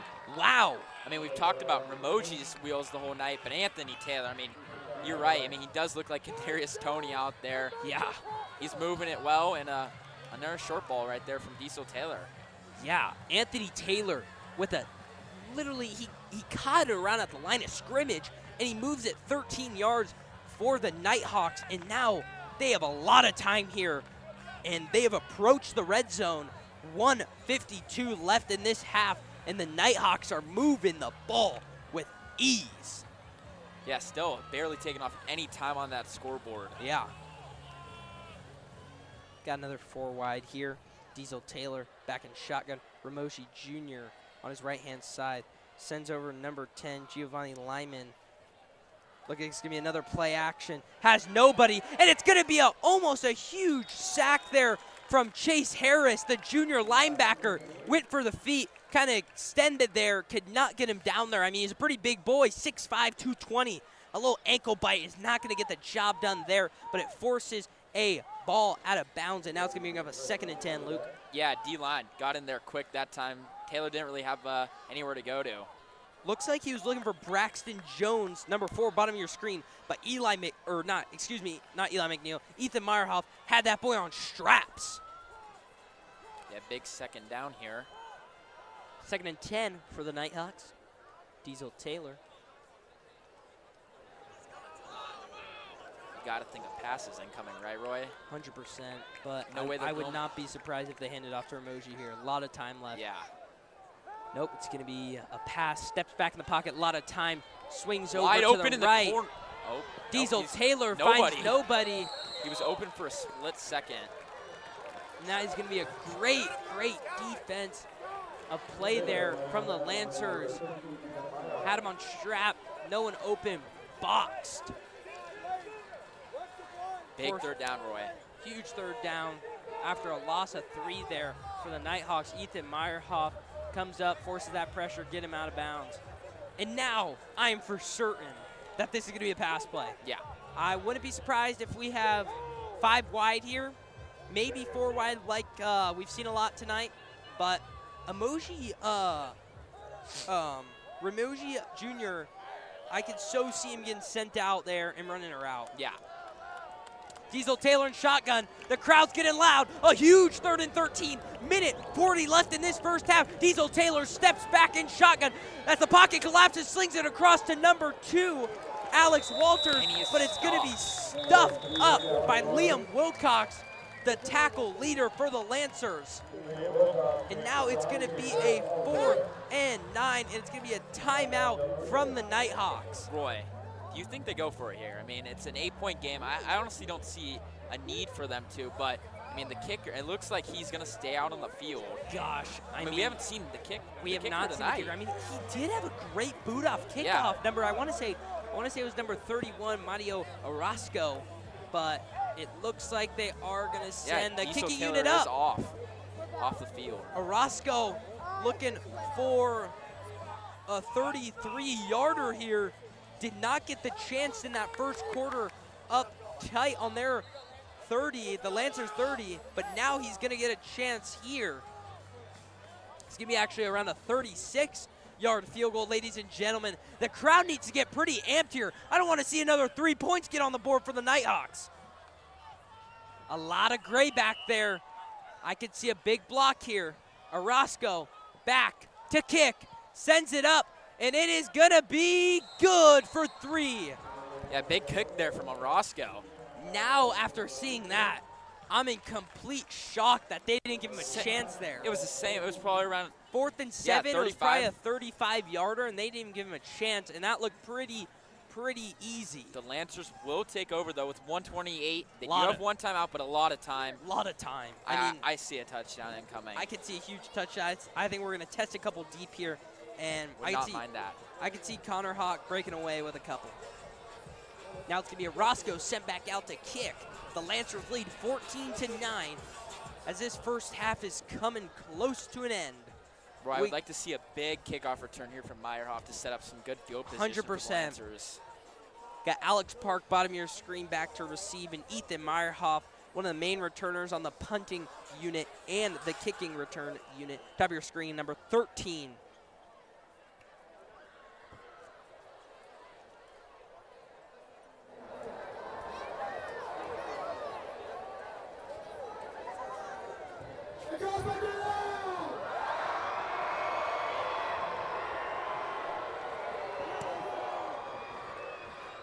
Kick away. Ethan Meyerhoff finds a hole, cuts it back. The Lancers. Oh, and helmet comes off. Who is that? 23 yards. Is that Dave Bapty? Dave Bapty, I don't know. Looks like maybe Keem Riddle. 23. Yep, that's gonna be Keem Riddle. Thrown down with that white helmet. shiesty. Did come off. Gonna have to take a play off, but good return there from Ethan Meyerhoff. Sets up pretty good field position here for the Lancers. 1:23 left. We got a timeout to use. 1st and goal for Eli McNeil on the Lancers 32. We got 5 wide here for the Lancers. Bottom of your screen, Jeffrey Ciesla. Top of your screen, Connor Hawk. And we got Ethan Meyerhoff, Jake Morrison. And in that kind of slot position, bottom of your screen, is Alex Park. Eli McNeil in shotgun. Sends over. Going to keep it himself and nowhere to go. That's going to be a loss of 2. Interesting play there. Yeah. Super interesting play. Did not see that coming. Time ticking down and a loss there. Excuse me. That was not Alex Park. That was Sky Schaefer back from injury, ladies and gentlemen. Number 16, the junior cornerback and receiver. Now we got 4 wide here. Jake Morris on the left-hand side. Eli McNeil steps back in shotgun. Looks like he's going to test one deep. Oh, and almost a one-hand snag there from Alex Park. Caught him a little too far outside. He did have him open. He did put his hands on it. Yeah.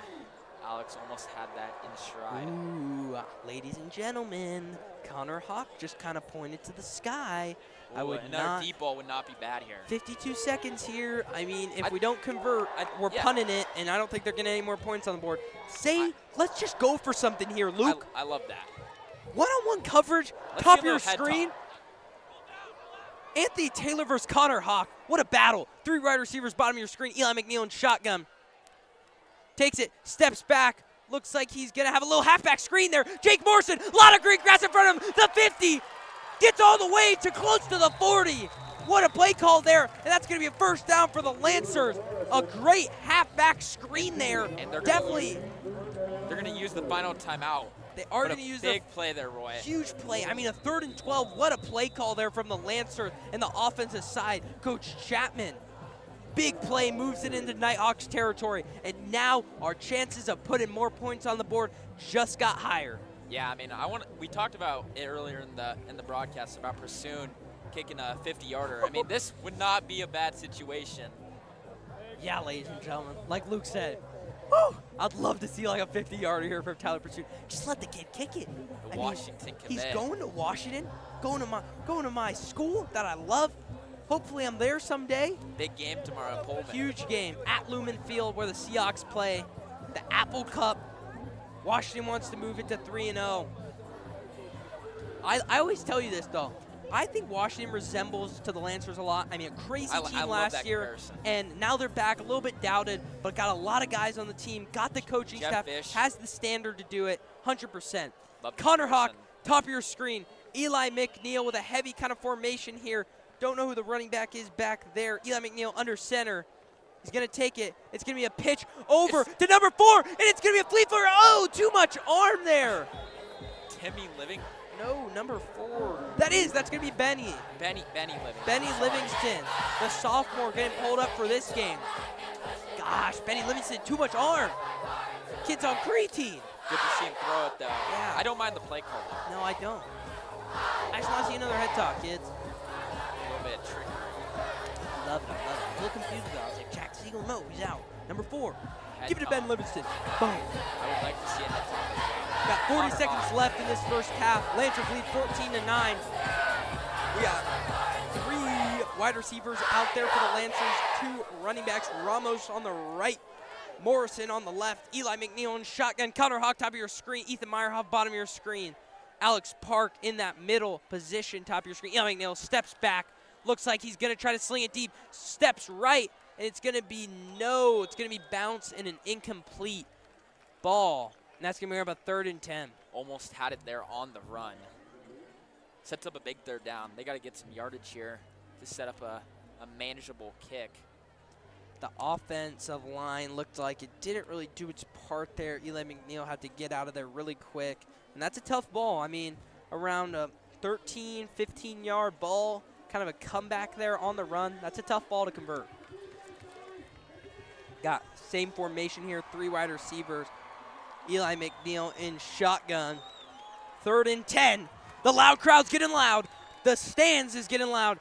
Eli McNeil steps back, looking for anyone. Rolls out right. Got some grass in front of him. Decides to keep it. That's going to be a 1st down and some more Lancers. Eli McNeil moves the chains with his feet. Luke Schultz, you said he has some wheels. But and we now, saw it there. We saw it there.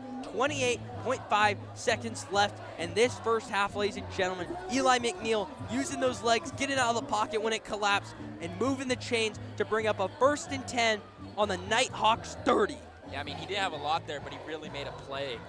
Great run there by Eli McNeil. 28 seconds left here.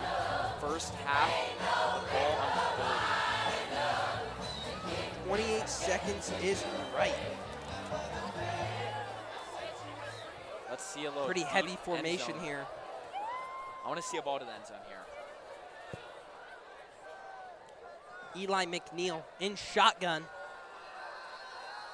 1st and 10. Steps back. Steps up into the pocket, in fact. It's going to be a nice ball there to Ethan Meyerhoff. Some green grass makes a man miss, and he's all the way in for 6. Ladies and gentlemen, make a man miss, put him on some cartwheels, and move him. Yeah, big play there by Ethan Meyerhoff. A big play. That's a huge play. Nice little stutter step jump there for Ethan Meyerhoff. Brings in the 3 touchdowns. It looks like Roy might be getting called back. Oh my gosh, it's going to be a holding. Wow, ladies and gentlemen. Pure frustration. Great play there by Ethan Meyerhoff. Huge play. I don't know where that holding could have came from that made a factor. I mean, he slung it. Great ball there from Eli McNeil. And then it was Ethan Meyerhoff from there. Made a man miss, toe tap, walked it all the way in for 6. Okay, now 19 seconds left. That took off 14 seconds. I'd love to see one go up in the sky here. Wouldn't mind it.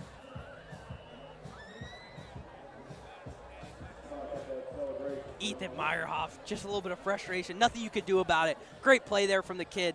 Was looking for his 3rd touchdown of the year, the junior. But now Eli McNeil, Connor Hawk, bottom of your screen, ladies and gentlemen. Might want to key in on this. We got 4 wide here. Jake Morrison on Eli's left-hand side. McNeil in shotgun. 1st and 7 for the Lancers. Steps back, low snap, steps up in the pocket, he gets in. Oh, he gets crushed. Oh, Jake Morrison hangs on to it. Oh my gosh, ladies and gentlemen. But the clock's ticking. I think we get up there and spike it right now. Oh no, Eli McNeil's down. Can we get on the ball quick? We got 5 seconds. We got 5 seconds. I don't know what the offense. 5 seconds. Spike. Nope, it's going to be send it to halftime. Wow. But what a play by Jake Morrison. I mean, we check out the instant replay here. Eli McNeil Hit as he's throwing it. gosh, got crushed by number 9, Matt Riley, the outside linebacker, just absolutely destroyed on his blind side. Oh, good to see him get up. I mean, despite Morrison catching that, the big takeaway from that play is that we're going to see Eli McNeil back in the second half. Wow, that could have ended bad. The Lancers will receive in the second half. So. Matt Riley, gosh, first time calling his name tonight. That was a big hit. Gosh, could have got up there, spiked the ball. I don't know. I don't know about that play. Roy, it's the second half. I think it's halftime. I think we should do some college football takes.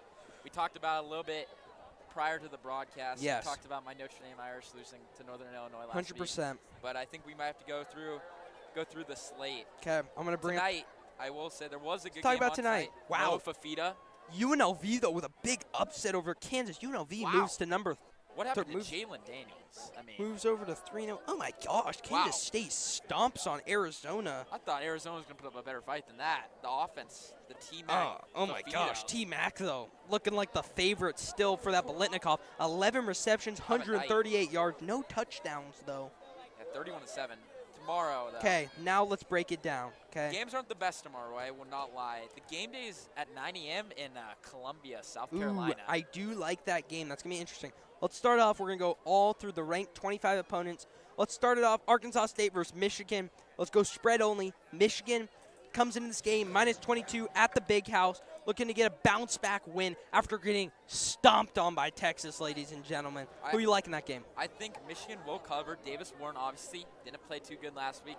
Also, a little bit interesting, I don't think Orgy is that good of QB. We haven't seen a lot of trust in him from his coach, Sharon Moore, but yeah, I think they cover.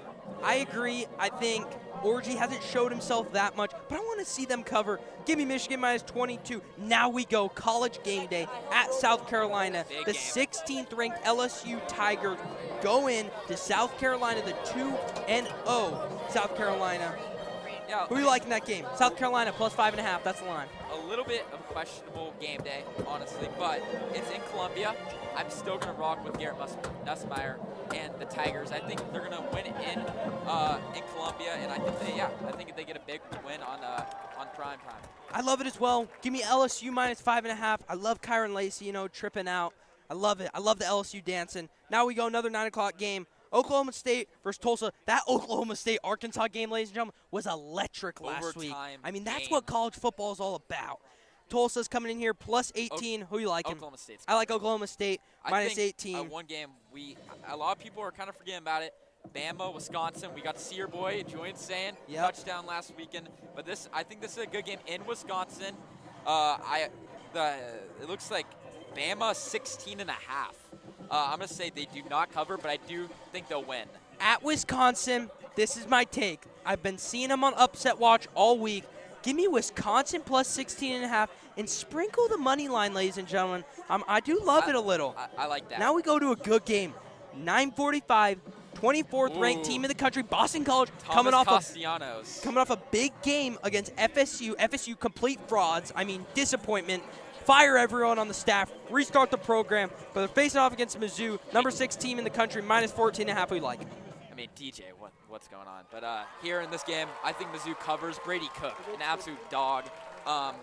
Luther Burden, another dog. But yeah, at Mizzou, they definitely cover. Boston College frauds. Give me the academic train.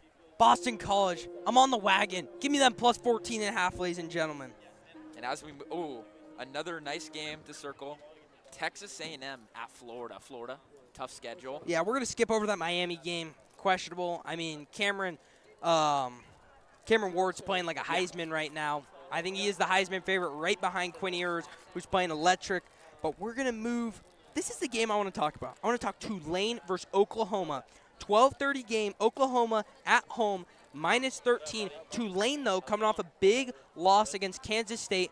But they're a team that's in the talk to clinch that college football position. Talk to me. I think we might have to start talking about how Kansas State might be a legit team Yes. to win that Big 12. I mean, a big win tonight against Arizona, as we talked Not about. just a little win. That's a whooping. big win.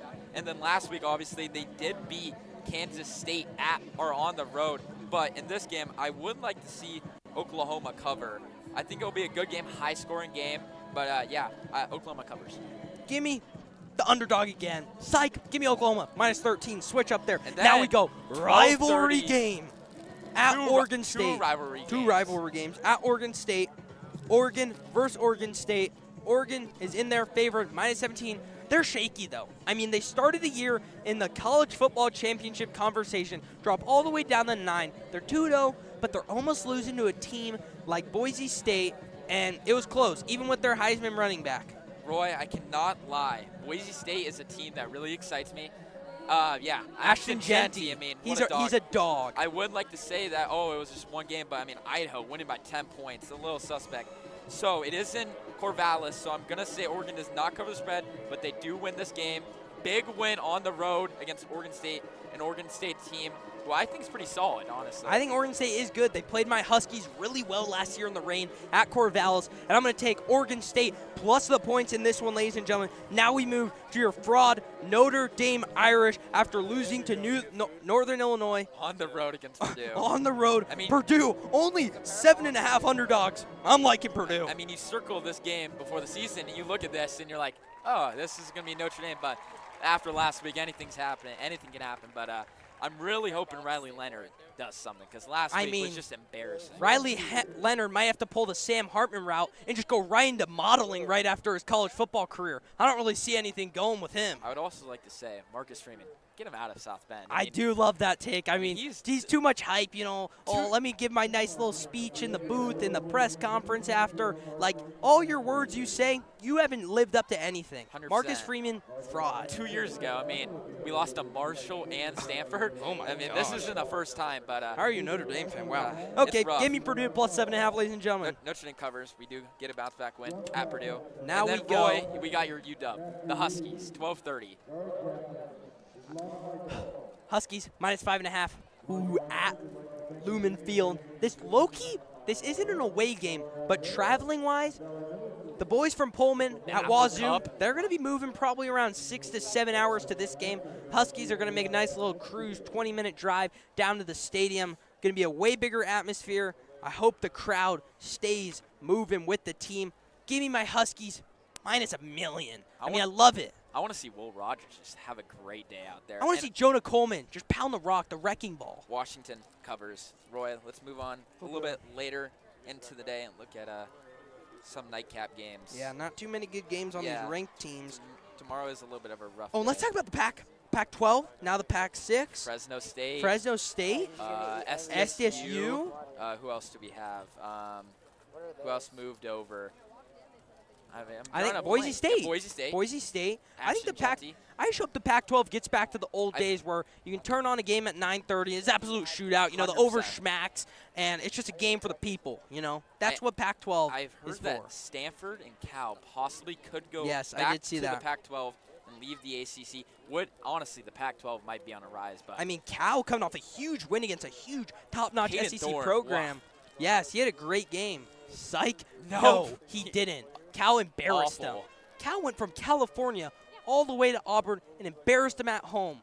Yeah, ACC big win. program walked into an SEC program and stomped on them. Embarrassing, ladies and gentlemen. Yeah, but Roy, I'm glad to see the Pac-12 is hopefully coming back Hope to its so. glory days. Hope so.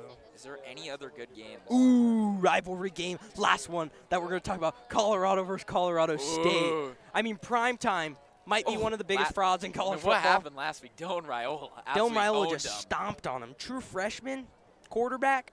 Nebraska Yeah, deserves to be did ranked. not look like a I true think they're like freshman out there. 23 in the country right now. They deserve it. They're a good program. Yeah, But Matt Rule. Matt Rule, he's a great coach. I'm a big fan of Matt Rule. I think he's the opposite of Marcus Freeman. He preaches, and he goes out and does it. Turned that program around for sure. But Colorado, last week, I think it's at Colorado State. At Colorado State. Remember last year, got chippy. Yeah. I mean, Travis Hunter, boom, big a hit lot- stick. I don't know if you've been seeing on ESPN, but I have a lot of talk by Colorado State. The same dudes that are like, I turned down $750,000 of NIL so I could stay at Colorado State. Well, if you turn down that much money, you better be able to beat your rivals. That would be embarrassing. I would have taken money. You know, a lot of talk from Troy Horton and Brayden Fowlers. I mean, he's a dog. Troy Horton, NFL guy right there. NFL draft pick right there. They're gonna have Shiloh out. I don't know if that's a big factor. I mean, maybe they'll save him some yards with the late hits. Yeah, I know. I want to see a big game from Shedeur. I mean, last week, he's 28 to 10. Perfect timing. What are we seeing? Yeah, Shedeur, I don't know. Travis Hunter's literally the whole team. Yeah, Travis Hunter. Jimmy Horn's the whole team. USF, little 305, baby. Roy, South Florida. I think we should move into some Sunday games. Yeah, let's talk about NFL. Last week, a pretty good week. How'd your fantasy team do? I mean, I almost clean sweeped. I think I went 4 for 5. Feeling pretty dialed in, though. Very dialed in, actually. I had Cooper Kupp. I had Saquon. I've been preaching Saquon for a minute now. I've been preaching Anthony Richardson for a minute. Saquon, 3 touchdowns. In that kind of AP Offensive Player of the Year talk. Honestly, Jordan Mason, though. I mean, that was a little bit surprising. How you see the press conference after when they're like coming out of nowhere? No, so but I was laughing all day long when I saw this. Jordan Mason gets a post-game interview. They're like, how long did you know about CMC getting out? I did see and this. he's like, no, I probably found out Friday, and it did not go well. Kyle Shanahan, he's the type of guy I was looking at him like in the press room like. If I'm on his bad side, I might just hang up my cleats and walk out. He looks like kind of an angry guy to get on a bad side of. They did take care of business, though. They did. He balled out. Rodgers Jets. Great pickup on the waivers right there. And, Roy, before we do go to the NFL games, I would like to say one of my favorites going into the end of this college football season, Texas. They look hot. 100%. I think that's a no-doubter. That took team's care of electric. business last week. But you know who owns that team? Could you tell me? Yep, the Washington Huskies. Alamo Bowl and Sugar Bowl. That's all we talk about. Yep. Just absolute dominance for my Huskies. That's what we do. But before we go into the NFL, ladies and gentlemen, let's talk about the Can-Do Player of the Games. We're going to go week 1 at home, Palos Verdes. We got Colton Thomas with the Player of the Game there. August 30th, 2024. Palos Verdes, Can-Do Player of the Game. Colton Thomas. Then we go week 3. Big game. Can-Do Player of the Week. Number 18, Jeffrey Ciesla. First varsity touchdown. Got the Player of the Game versus San Pasqual. And now we're waiting for this Del Norte game. Give me your take. Who's it going to be right now? Right now, at the moment, I can see a little Connor Hawk Can-Do Player of the Week. I would like to see a bigger second half from him. He did have a strong first half, though. Obviously, a touchdown ball. I think if Connor Hawk doesn't get the looks that he wants in the second half, I think Jake Morris is going to take this. Oh, yeah, he's been pounding the rock well all night. Now let's move into NFL, though, ladies and gentlemen. My Seahawks, wow, life's good. My Lancers are winning football games. My Huskies are winning football games. My Seahawks are 1-0. I mean, Geno Smith has to go, ladies and gentlemen, but the defense. And shout out Colomeyer. Steelers win last weekend. Steelers. I don't know. Justin Fields might get back on kick return. All right, so Roy, let's go into the morning slate. Any good games? Let's just do the good games. Let's go Indiana versus Green Bay. Woo-hoo-hoo. 10 a.m. game. Rip Jordan Love. Jordan Love's gone. I mean, praise he's back by week 5 or maybe week 6. Malik Willis. Liberty legend. Don't know about that, guys. I mean, he struggled on the Titans. Didn't even know he was on the Packers till last week. Anthony Richardson is going to ball out. Yeah, he's a dog. Colts win. Colts win. Give me that. In Green Bay. Let's move to that. Ooh, tasty game there. Why could I see CMC being out? Sam Darnold kind of getting a nice little flow in. Sam Darnold, give me the upset at Viking Stadium, ladies and gentlemen. Give me the Vikings over the 49ers. Yeah, don't mind a win there, but I'm going to have to go with the 49ers. Yeah, questionable. They do take a win against the Vikings. Game of the day right here. We got the Chiefs versus the Bengals. A new rise in that AFC rivalry. Jamar Chase talking so much on social media, in the press room, in all the interviews. He thinks he's going to annihilate them. Yeah, I think the game isn't in Cincinnati, right? It is in Cincinnati. Big game. I think it is in Kansas City. Arrowhead? Arrowhead. At Arrowhead. Yeah, big game, honestly. Nice little rivalry we got going on. I think the Chiefs have won the past couple of times. They have. I mean, Joe Burrow had a little bit of a slow start last week, as they always do. They always seem to start off 0-2, but I would like to see a Bengals win on Sunday. I mean, we're not skipping over the fact of how embarrassing that loss was to the Patriots. Wow. Like, what are we doing? Jacoby Brissett, like, running the Bengals? How embarrassing is that? I mean, the Patriots are a team that aren't even expecting to get 3 wins. It's weird. I mean, it's almost like after 2 weeks they turn into a completely different team with that Joe Burrow, Jamar Chase combo. Yeah. I hope Joe Burrow kind of gets back in the swing of things, kind of slings the rock well. I hope Jamar Chase produces. I have him in one of my fantasy leagues. That's a big factor. I'm low-key trying to snag one of these tees. If I get a one-hand catch, I'm submitting into Sports Center, ladies and gentlemen. Little OBJ up here. Yeah, but give me Kansas City in that one. A little bit over there. They didn't get that thing figured out. Hey, right here. Come on, guys. Oh, come on, up in the booth. Yeah, right here now. Come on, ASB. Wow. I'm a member. Turn it down a little bit. I'm a member of ASB. I want a snag up here. Headset might come off. Hey. Oh, it's pointing our way. Oh, I see it. Oh gosh, give me another one. Just She short. saw us. Think she low-key got her back eye. up to the booth. Yeah, she got us. Right, yup. Come on. Yup, she's getting locked in. Oh, no. Way right. What are we doing, guys? This looks like Diesel. Oh, now they're throwing it. They give up on the thing. Yeah, come on, guys. I don't think their arms are getting Okay, let's go to my here. Seahawks game. All right, here. Let's go to my Seahawks game, ladies and gentlemen. Oh, Seahawks. Ooh, what's going to happen? tasty game against New England. Wow. Oh, New England. Wow. Ooh, I'm amped up, baby. I mean, we just talked about Jacoby Brissett. Dude, I want give me Jacoby Brissett. No, what are we talking about? Soccer. What are we talking about? The new defense, McDonald? What are we talking about? This defense is electric from the Seahawks. I mean, Devin Witherspoon, he might have Jacoby Brissett out the first drive, might have Drake May coming out there. What a North dog. Carolina. I don't know. Drake May is a little questionable. But he does have Jalen Polk on that wide receiver core. Huskies. Let's go, baby. Go, Dogs. I was just kidding. Seahawks are going to win. Yeah, bro changed his mind after I broke it down that our defense is raw, and we're facing off against Jacoby Brissett, guys. What are we talking about? Jacoby Brissett is not getting the job done. I mean, that might be the best job, though, in NFL. I mean, a backup quarterback gets occasional starts, $1 million a year. When he's a backup, doesn't get touched, slings the rock, $1 million a year. Oh, my gosh, that dude makes some bread.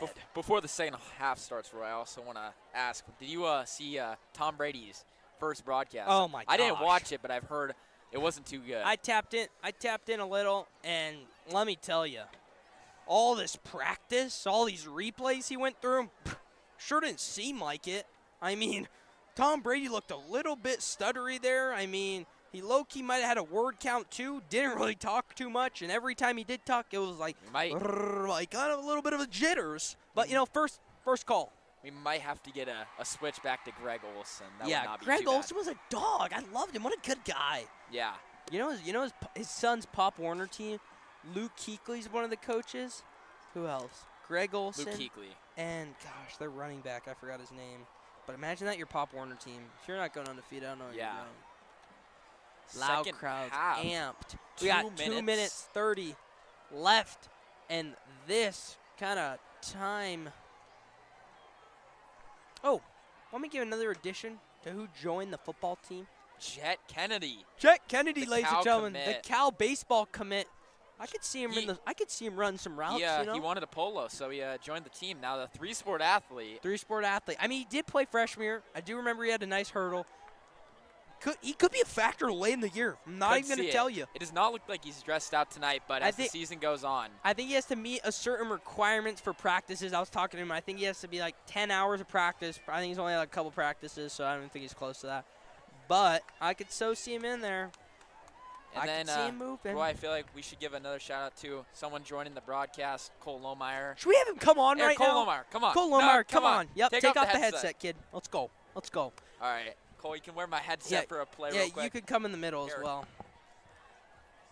Ladies and gentlemen, let me get a quick introduction. We got Cole Lohmeyer here. He'll be joining me on the live stream when Luke goes out of town for a couple games. Tell us your story. Who do you like? What's your sport teams?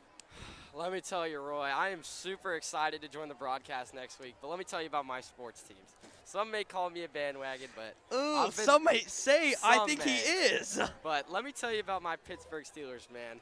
1-0, going to face Denver next week, and the Chargers after that at home. I think we're going to start 3-0. I mean, my Padres are doing great. If we can get ooh, I do more love wins, the Padres. Wow, electric. Can't wait for those playoff games. Good poll, in great October. poll there.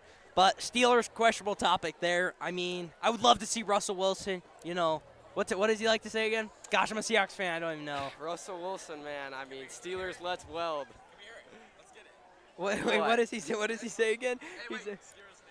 He's like, Steelers Nation, let's ride. But what else does he say? He says something. Unlimited. Oh, Mr. Unlimited. Mr. Unlimited. I was great. I mean, Broncos are still paying Russell Wilson $38 million.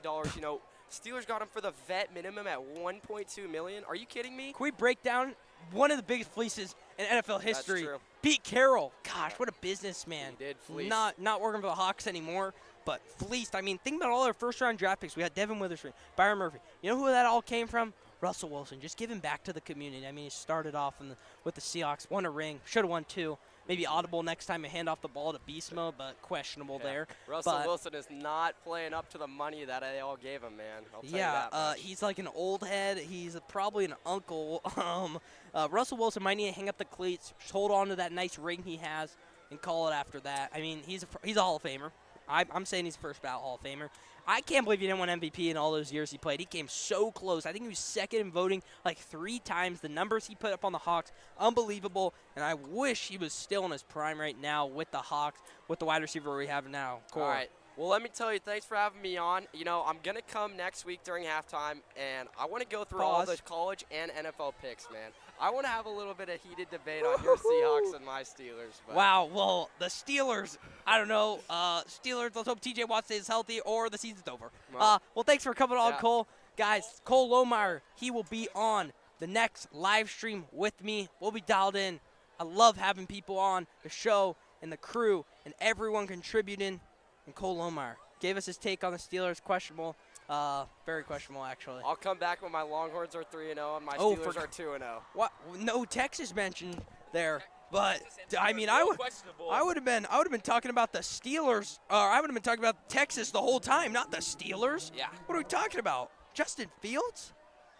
Okay, but that was our second half report. We hope you guys liked it. That was our huge college football NFL breakdown.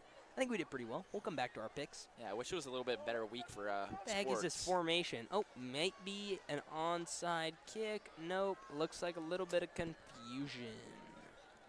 The second half. The Lancers will receive a new kicker back there, number 13, Kai Evergon. Looks like Ethan Meyerhoff has the blockers in front of him. Another good return. Very good return. Finds himself back up to the 30. Sets up good field position here for the Lancers, Roy. Yup. I want to see a big offensive half. It was a little bit of a slow start, but they definitely got it underway as the first half went on. The spread right now. Yeah, I don't know. Minus 13.5. Lancers up 5. Don't know how my predictions looking I can right see now. it. We did hit the Morrison anytime touchdown score. No, we had Morrison over 3 receptions. I want to say it's 2 or 3 right now, because he did score off a halfback screen. No, he did not. But he has had a couple halfback screens. Eli McNeil under center might be a free play. No way they blow that whistle, ladies and gentlemen. He was going to the That's house. a free play. Morrison was looking to add more to the touchdown column. Another penalty, this time on Del Norte. I think he snapped the ball too. That was a late whistle, ladies and gentlemen. But it's not college football, not NFL, it's high school football. Can't get our hopes up. But I don't know. The O-line looked pretty tasty there. Looked like there was a big hole up there for Morrison. But it is going to move a free 5 yards for the Lancers. Going to bring up a 1st and 5. Got 3 wide receivers top of your screen. Ethan Meyer off top of your screen. Jake Morrison in the backfield. Eli McNeil under center. Looks like it's going to be a handoff to Morrison and met in the backfield. Hard by George Summers, the middle linebacker, with a pretty big TFL, and it's going to be a loss of 3 for the Lancers. George Summers hit that gap hard.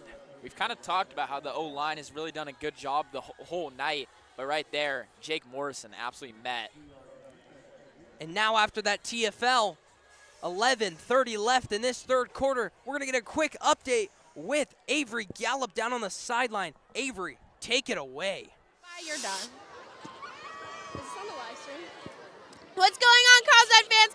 I'm down here on the track with Lily from ASB. So, Lily, we're up 14-9 right now. How do you think the rest of the game is going to play out? Yeah, so the football boys are doing great. I think they're just going to keep it up, keep the win going, and have a great night. Yeah, we have a really exciting game going on right behind us. And you're actually down here in ASB dancing with the loud crowd. What's that been like all night? Yeah, the loud crowd's definitely been bringing the energy tonight. It's going crazy. Everyone's having fun. Everyone's having a great time. It's just going to keep going. Yeah, it sounds like it's going to be an awesome game. I really hope we can keep up this score. Thank you so much, and I'm going to send it back to Luke and Roy. Thank you, Avery, and the loud crowd with ASB President Lily Nolte for a little update. Now we're back. Eli McNeil and shotgun. Huge third down here to open up this third quarter. We got 4 wide. Morrison on McNeil's right-hand side. McNeil and shotgun. Big third down is right, Roy. Takes it back, steps back. Looks like he has Connor Hawk across the middle. If you throw it up, it's got to come down. Connor Hawk takes it all the way to the crib. Ladies and gentlemen, the senior. Boom! The slant taken all the way for 60 yards. What a play, what a ball, and Connor Hawk, having himself a great night. 2 touchdowns on the night, ladies and gentlemen. There's the second Eli McNeil touchdown. One more. Connor Hawk, right when he caught it, nobody was going to catch him, put in the extra gear, and that's Connor Hawk for 6. Love the support from the fans here tonight. Good ball there, though, from Eli McNeil. Met him right in the pocket. Bread basket with extra butter on top. 100%. Just sit down, get the free bread rolls, and just eat for days, kid. Come on. Broken coverage. What a ball, what a route. And the kick is good. Lancers. Strike first like how we did in the first half. Strike again in the second half. Right off the rip. 1 minute and 49 seconds in. The Lancers put up 7. 21-9. And that minus 13.5 just got a little bit more tastier. Yeah, I'm not too sure about my 24-16. What did we'll I see. say? Ooh, I had a good prediction. I said 28-10. Ooh. That might be it. God, that field goal went and sold me. Oh my gosh, it might actually end. Nah, there's gonna be a lot more points on the board. I want a big offensive second half. I don't want a low scoring game. I want us to put up 50 on these guys. I want another statement game for San Diego football. Yeah, I want an Eli McNeil. Yeah. Just keep throwing touchdowns. Tyler Pursoon, back to kick.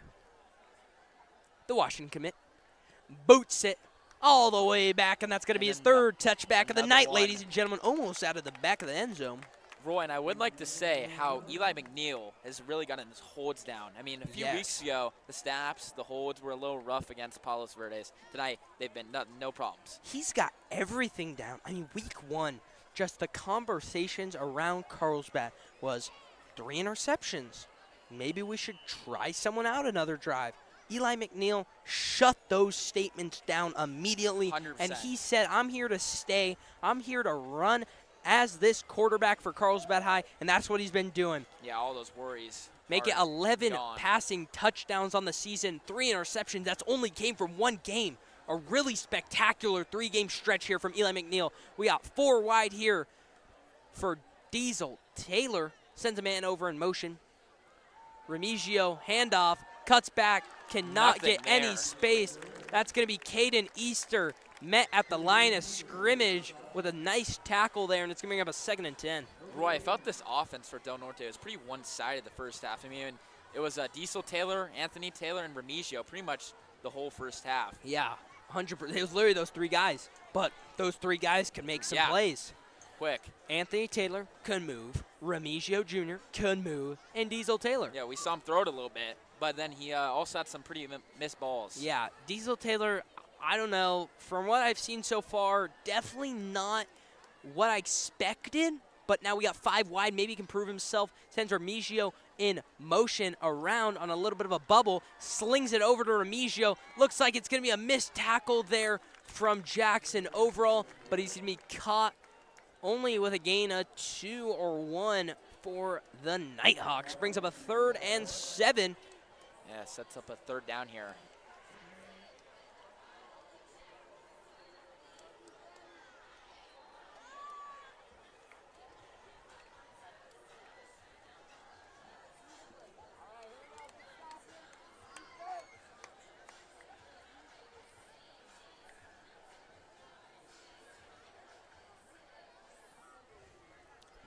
Looks like Diesel Taylor back 5 wide with this offense. Steps back in shotgun, bobbles the snap a little, swings it out.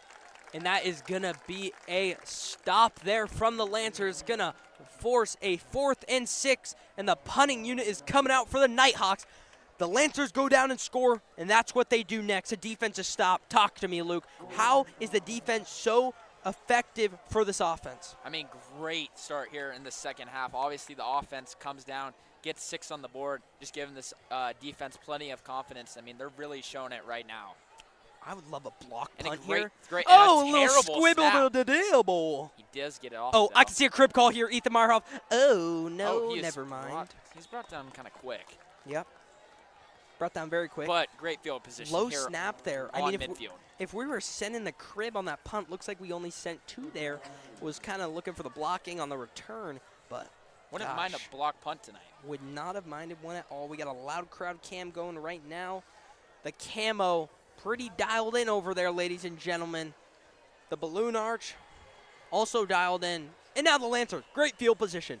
1st and 10, already setting up shop inside of the Nighthawks territory. Eli McNeil, maybe Connor Hawk 3rd touchdown on the night. Wow, I'd love it. The fantasy owners would be hyped. Eli McNeil under center.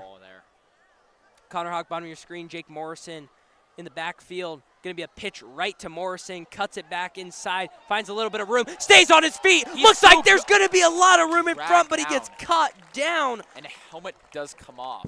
Looks like number 10, Giovanni Lyman, with the ankle bite there. If he didn't get him, nobody was getting him there, Luke. And it does look like Anthony Taylor. Wow. If he is out, looks that would like be it a might big just loss. be cramps, but if it's anything leg related, that's his source. Yeah. That's his battery. He needs it. But it does look like cramps. It does look like cramps. He's getting up all good, but he's limping off the field. He should be all good. A playoff though, with Anthony Taylor out. Yeah, I might be Connor Hawk. I might be sending one up. 3rd touchdown of the night. 100%. The O-line really starting to own up there in the front as this game moves on.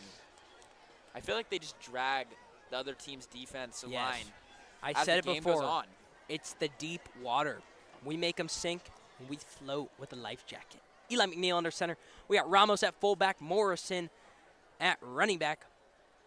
Play action. Looks like he has some room. Pocket collapses. He's going to get rid of it. Absolutely nothing on that play. Blown up right there. Yeah, looks like the Nighthawks got to the backfield very quick. It's going to bring up a 2nd and 10 for the Lancers. Looks like they were trying to test it deep there with that play action. Had room to step up, but right when he tried, the Nighthawks got to the backfield and forced it incomplete. Sets up a 2nd and 10 here. Looks like Anthony Taylor still out, getting stretched out over on the sideline. Bottom of your screen, key factor here. Connor Hawk right above him, Alex Park. Same formation here. We got 2 tight ends out there. Eli McNeil under center. Another penalty. This one looks like it will be on the Lancers. It's going to be a false start on the offense, and it's going to make a 2nd and 15. Feel pretty long here for the Lancers. Not what you can do in a 2nd and 10 position. Clock's going to run as well. I think they got to go to Connor Hawk while Anthony Taylor's out. We got the wide receivers coming out. Might be a 5 wide set coming. We got Jeffrey Ciesla coming in, and Ethan Meyerhoff, number 13, coming in. Don't see your running back, probably Morrison in there somewhere, but could easily go out there. Nope. It's going to be a 5 wide, like I said. 2nd and 15, 5 wide here. Eli McNeil in shotgun. Connor Hawk, bottom of your screen. Park above him. Got Morrison above him. Top of your screen, Jeffrey Ciesla. Right below him is going to be Ethan Meyerhoff. It's going to be a timeout on the offense. Didn't like what they were seeing there. Got 6:44 left in this 3rd quarter. 2nd and 15 when the Lancers come back. What do you want to see here? I want to see another good drive. They can take their time. Obviously, they have a good little lead here in the 3rd quarter.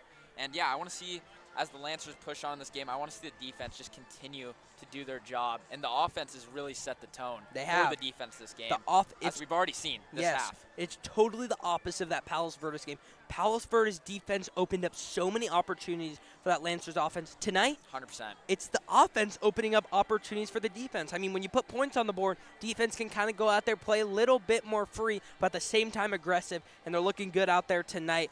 But mindful, it's only 2nd and 15, so if we see something on the ground, a run would not hurt here. No, but it definitely could be avoided with a nice ball here. Looks like we're going to stay in 5 wide with the Lancers. Like I said, same guys, same order. Connor Hawk, bottom of your screen, with the one-on-one, number 26. Rylan Battle. Whoa, he might get battled into the ground here. Eli McNeil in shotgun. 2nd and 15, steps back. Looks like it's going to be a nice halfback screen right into Alex Park's hands, and it looks like a hand came right in front of him. Summers on the defense, number 10. Looks like he got a hand right in front of him, but no contact on the ball. That was in the breadbasket. That could have been taken pretty far, kid. You got to think they set up a manageable field goal here for Pursuit, or they can just take a deep ball. Yes. 3rd and 15. I think it's a little bit out of Tyler Pursuit's kicking length right now. This would be around a 60-yarder.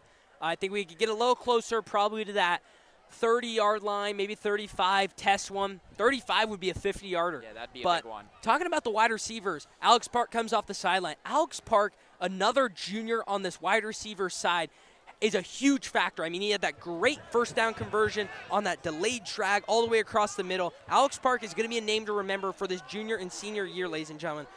Eli McNeil under center, Ramos at fullback, Morrison at running back. Eli McNeil, play action, steps back, steps up into the pocket, and it's going to be an overthrow ball. No, it's not! Ladies and gentlemen, Connor Hawk with a great snack. Go up and get it, big fella, and there's going to be a penalty on the field. But it looks like it was in a little bit of the secondary. Definitely not something that could be coming back. A tough throw there from Eli McNeil. I mean, he was hit hard, but a great grab there from Connor Hawk. A little bit high, but just giving your wide receiver a chance to go get it, that's all you can ask for. And Connor Hawk, being the length he is, 6'3", with the hands he has, I mean, he might need to check glue. 100%. Whoa, whoa, whoa, what's this penalty? Oh, it looks like looks like the ball's going back. What are we talking about? Looks like it'll be a 3rd and 20. No. Maybe even a 3rd and 25. I mean, can we at least get a call? What are we talking about? Wait, let's see what he said. Wow, this ball is... Oh, it's going to be a block in the back. Wow. It's going to be a block in the back. But that's like... Penalties have been heard in the Lancers all night. I want to say the block in the back was maybe when Hawk was already out of bounds. I didn't see a flag till Hawk was out of bounds. Yes. Nick Barnett might be spending that NFL salary right now.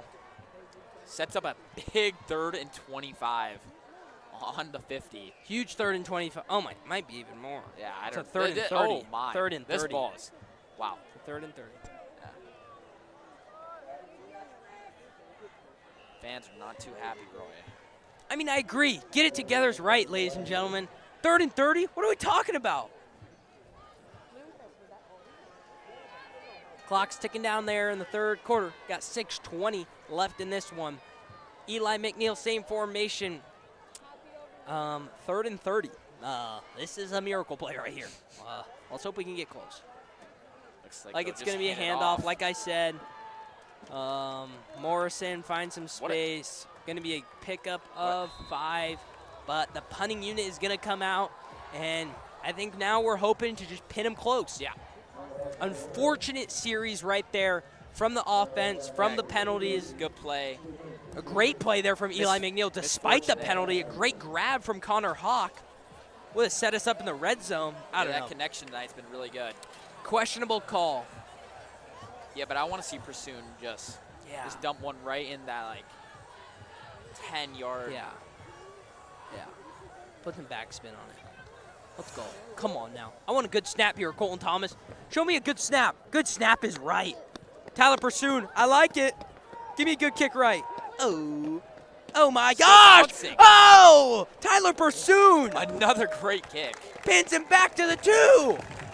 Special teams unit. Rounding applause.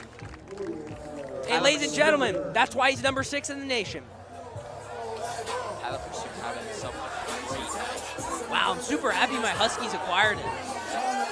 Could be a big factor.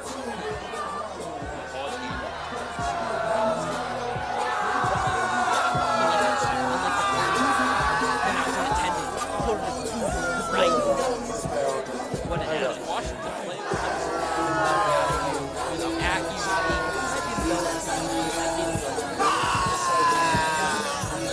Okay, what do we want right here? I want a safety. Give me 2 points. I would not mind a safety, yeah. Ball on the 2-yard line. We got terrible field position. Diesel in shotgun here. 4 wide, running back to his left. Looks like it's going to be a play action. Keeps it. Oh, and he's going to find number 4, Braxton Jones, over the middle. And it's going to be a pickup of 9 for the Nighthawks. A lot of time in the backfield there. Yeah. I mean, Diesel Taylor had all the time in the world to sling that right in the middle.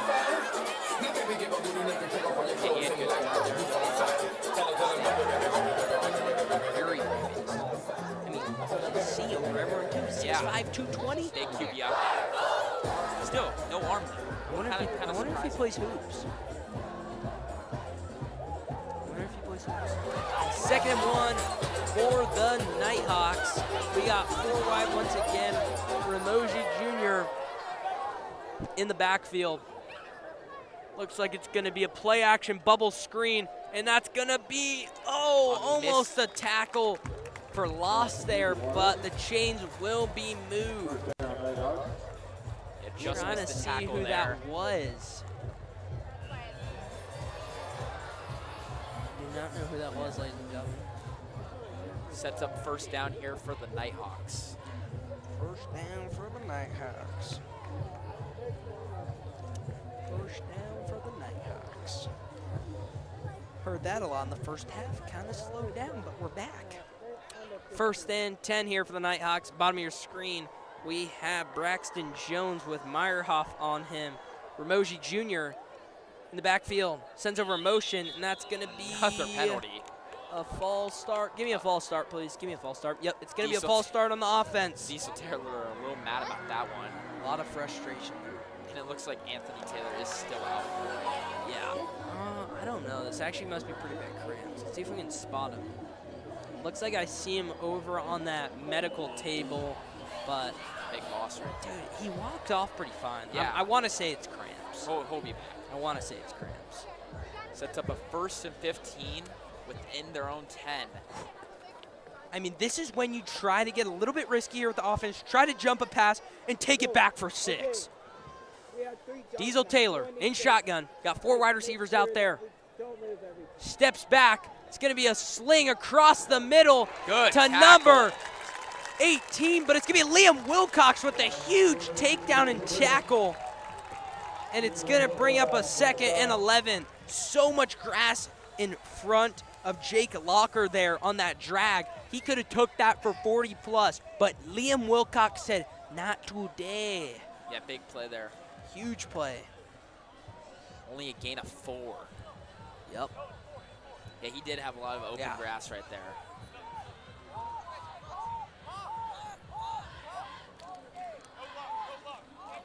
Got top of your screen, Ethan Meyerhoff. Above him is Sky Schaefer. Then to his right, Liam Wilcox. Secondary looking pretty good. Not too much testing back there.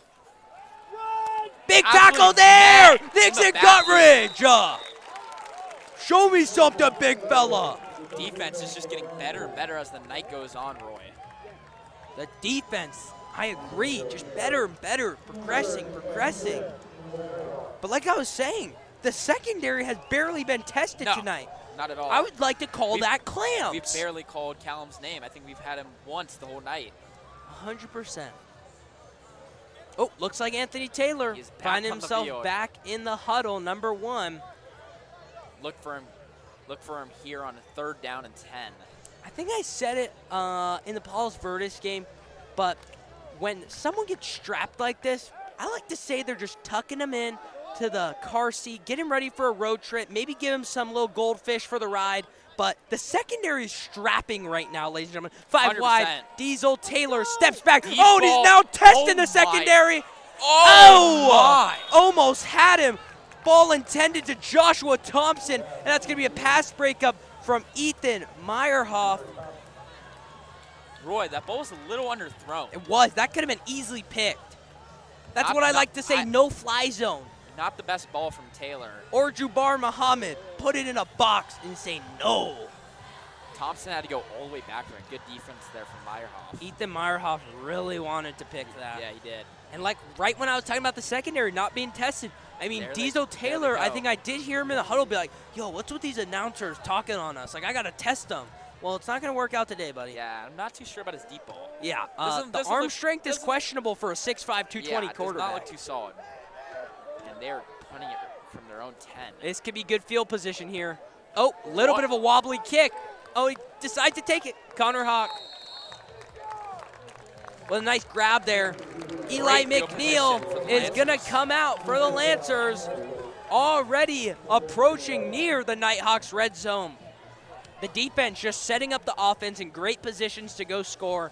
I would be very surprised if we don't get some points out of this drive. Yeah. Very surprised. Can't have any more penalties. Yeah. Those have really been hurting tonight. Yeah. First and 10 for the Lancers on the Nighthawks 36. 1:19 remaining here in the third. Got a pretty heavy set here with Connor Hawk top of your screen. Eli McNeil is going to be under center. We got Trent Kellis at that tight end fullback position on that far right side. Handoff to Jake Morrison to the right side. Finds a gap, pushes his way up, and moves it 5 yards. Offensive line pretty hyped up there.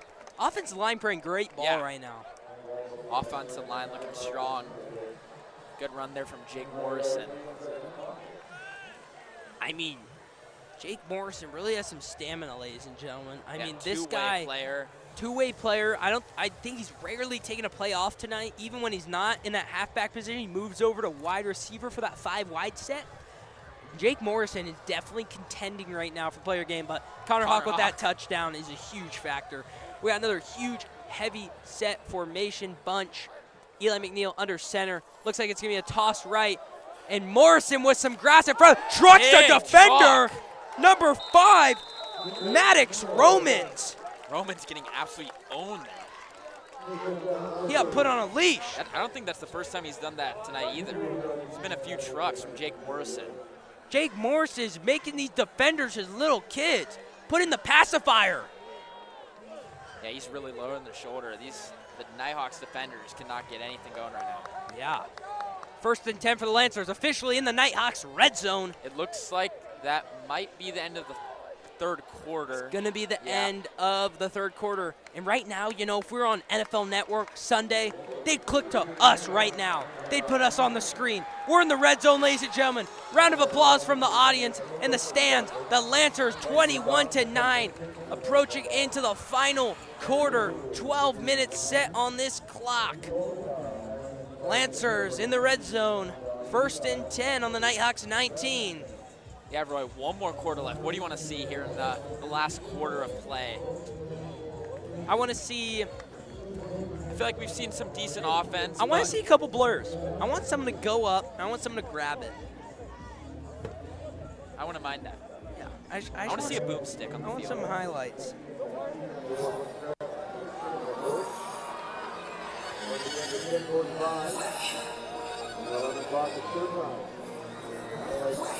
Everywhere.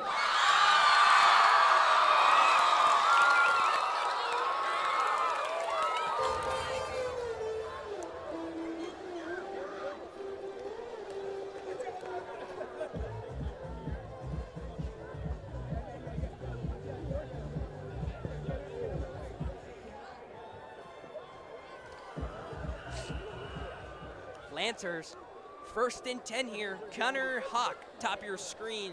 Jake Morrison in the backfield. We got Eli McNeil under center.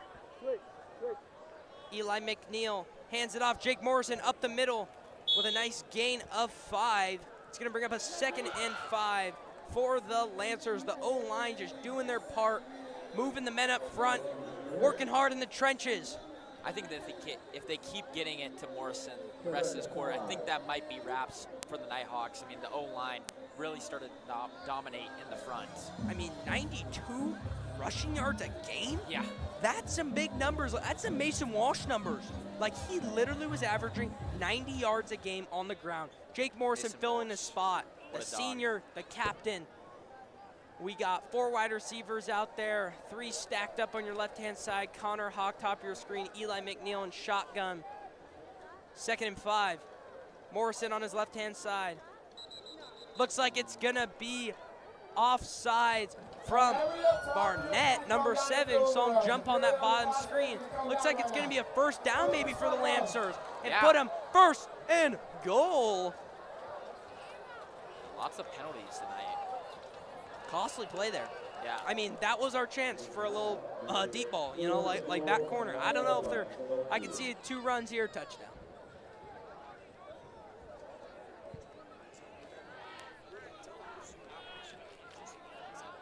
Okay, cameras. For the touchdown, we need a wide shot.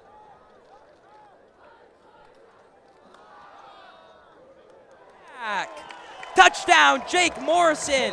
His 2nd of the night, ladies and gentlemen. Good run there. And the Lancers pick up 6. Jake Morrison, 1st and 10. 1st and goal. Sends it in for 6, his 2nd touchdown of the night.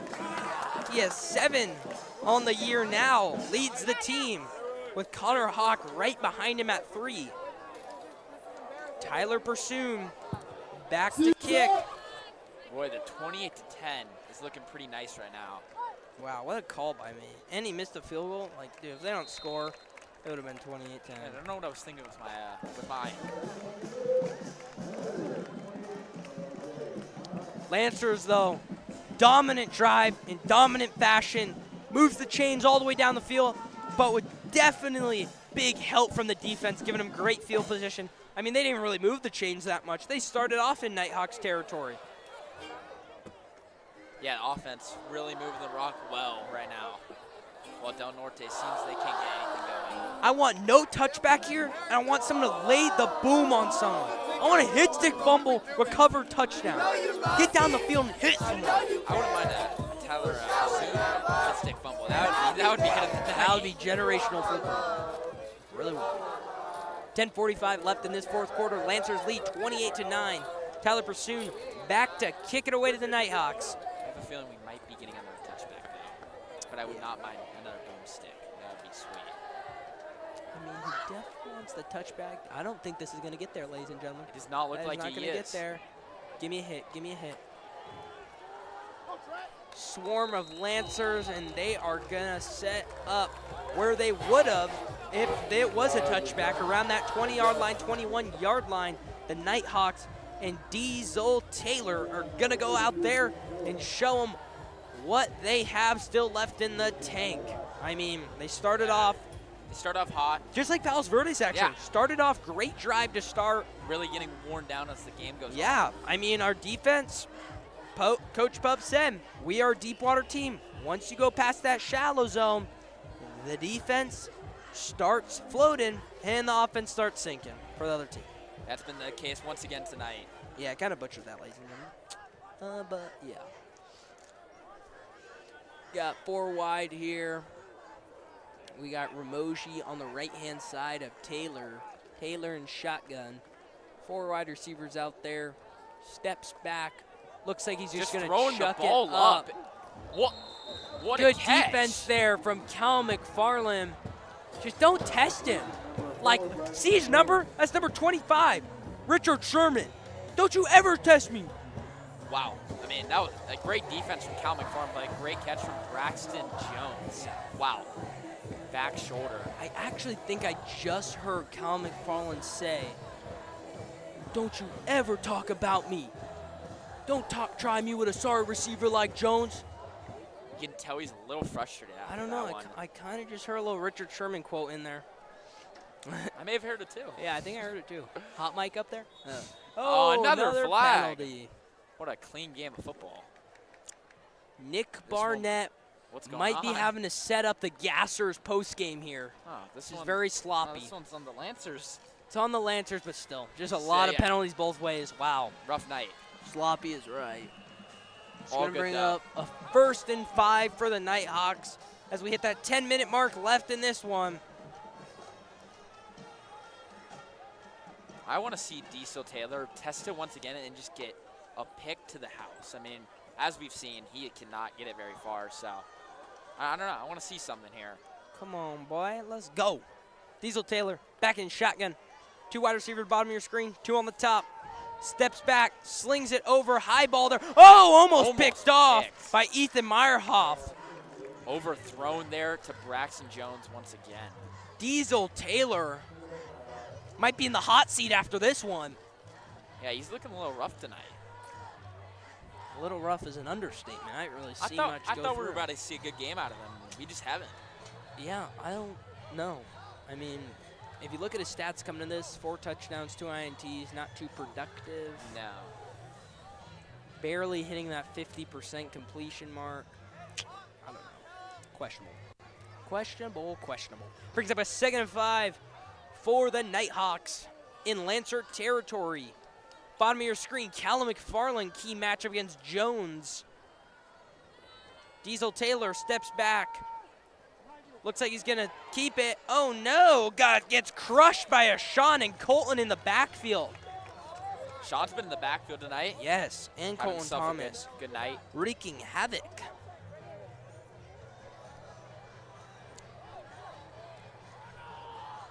Sets up a 2nd and 5 here for Del Norte. It's going to be a 3rd and 5. Sorry, excuse me, 3rd and 5, boy.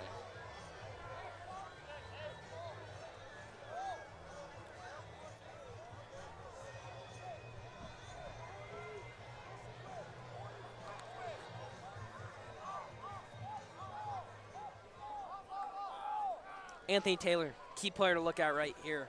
2nd guy from the bottom, number 1. Diesel Taylor, though, back in shotgun. 4 wide. Ramoji to his left, steps back. Looks like he's going to sling it deep. Finds a man over in the secondary, number 17.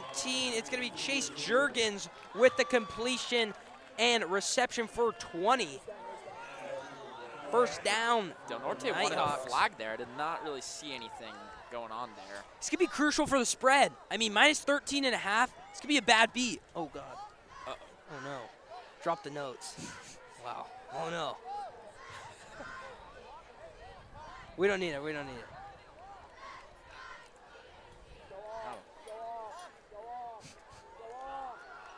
First down and 10 here. 8:50 remaining here in the 4th quarter.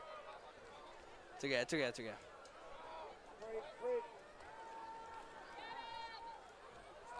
Oh, absolutely nothing on that play. Thank you. Drop the note sheet there, guys. Questionable. It's going to bring up a 2nd and 10. Shout out Carson there for snagging the sheet with all my stats on it. That could be MVP worthy right now. We're going to break it down post game, though. That could be very big, actually. Yeah. Ladies and gentlemen, remember the name, Carson. Might be at Carlsbad in a couple years, dominating. Big snag there, though, for the stat sheet. Huge for the program. 2nd and 10 now for the Nighthawks. 4 wide receivers out there. Big 2nd down here. Steps back, slings it out to Anthony Taylor. Looks like Ethan Meyerhoff contains him, and it's only going to be a pickup of 6 for the Nighthawks. It's going to bring up a gritty 3rd and 4.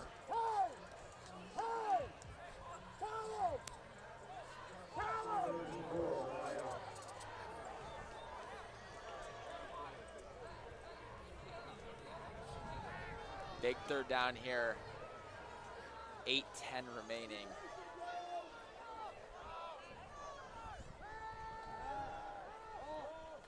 Oh, slings it, and it's a tip drill. It's going to be Chase Harris with the interception, ladies and gentlemen. The helmet goes flying in a penalty. Chase Harris with the interception. Get amped up, big fella.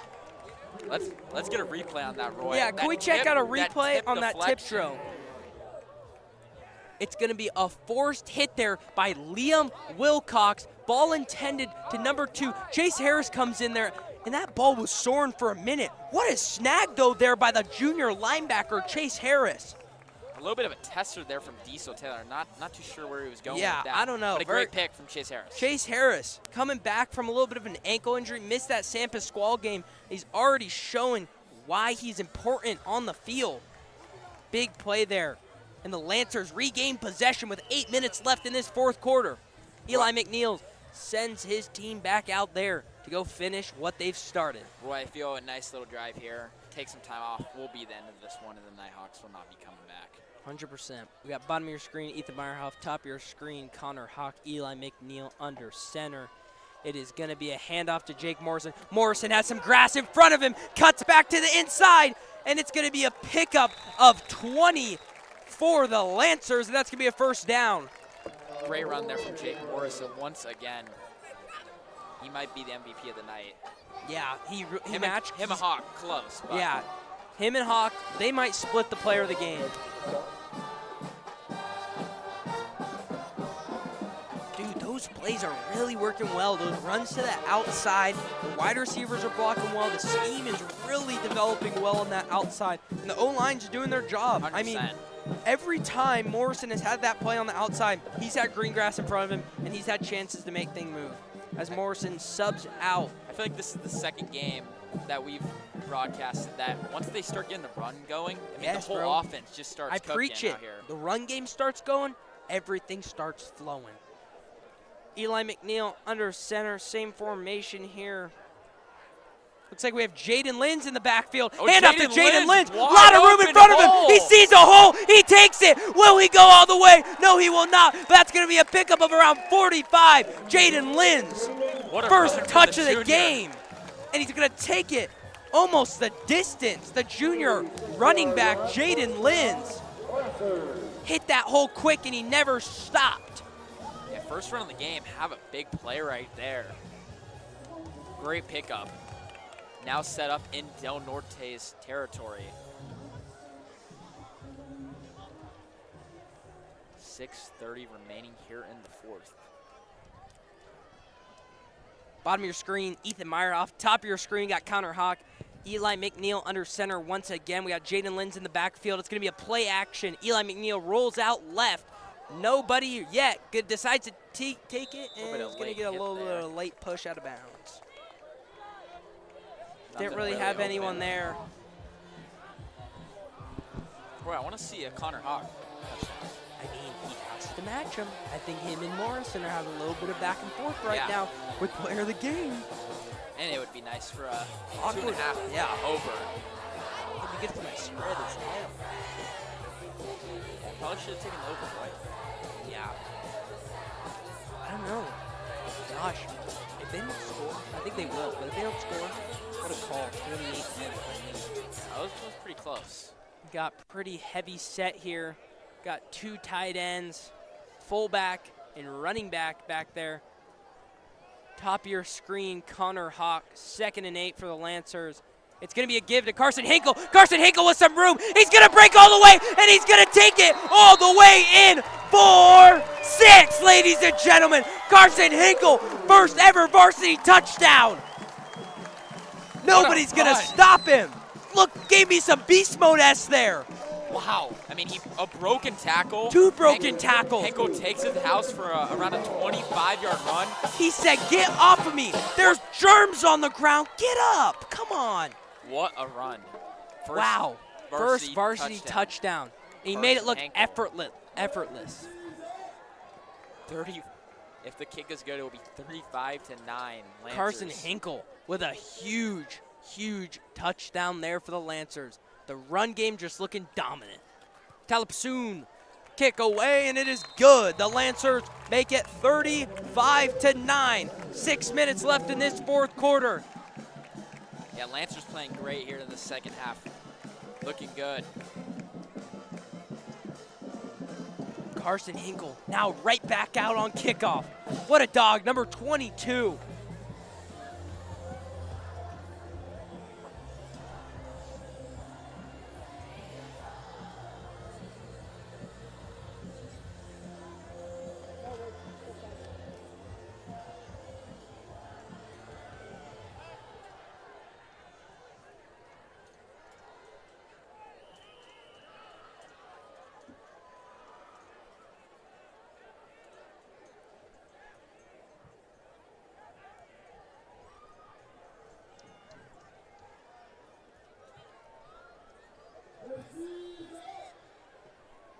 Tyler Pursume. Back to kick. Boot. Looks like it's not going to make it. Big hit there from Carson Hinkle once again. And it's going to be a tackle. Tackle, Jaden Raposa, number 24. We saw a big little tackle there. That was. Carson Hinkle bodied the man in front of him. Looks like he got amped up. Scoring his first touchdown. Yeah. Then getting a body out there. 100%.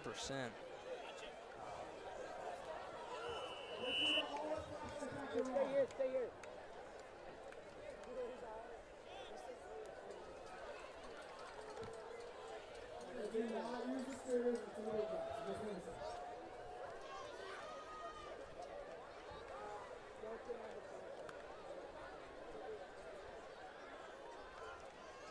Go Chase!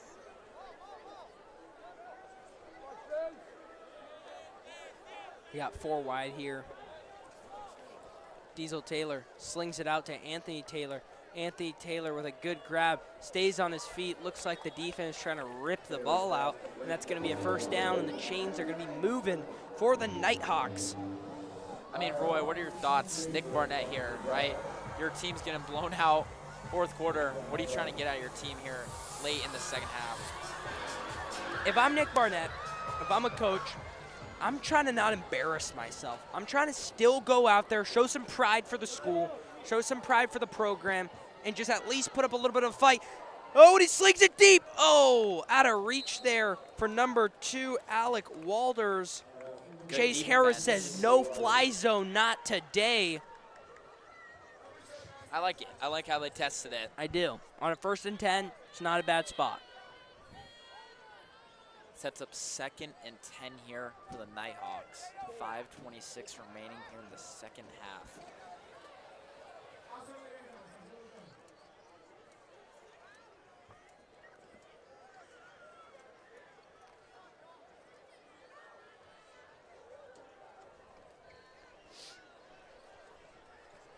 It's going to be a 2nd and 10 for the Nighthawks. Diesel Taylor in shotgun. Steps back, has nobody, slings it over Alex Walder's head. Coverage, Liam. You can see the frustration from Taylor there. Just a rough night from the Nighthawks offense. I mean, they've really had nothing since the 1st quarter. Nothing is right. Just like that Palos Verdes game.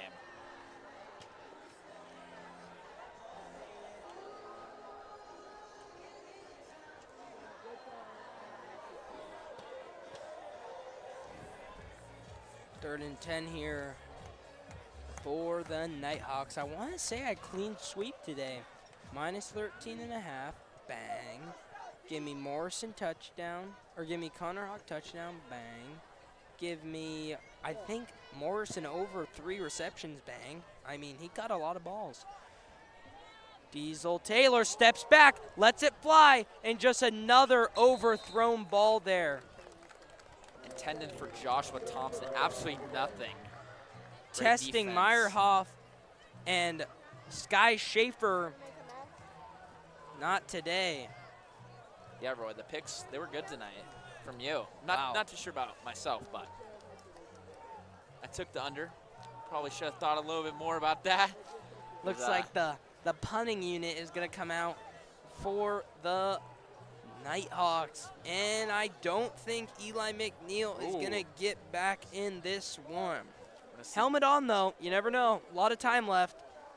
This is a statement year. I don't really like the idea of taking guys out. I want to put up numbers. It's going to be a pretty good boot. Looks like Eli. We got Connor Hawk back to return.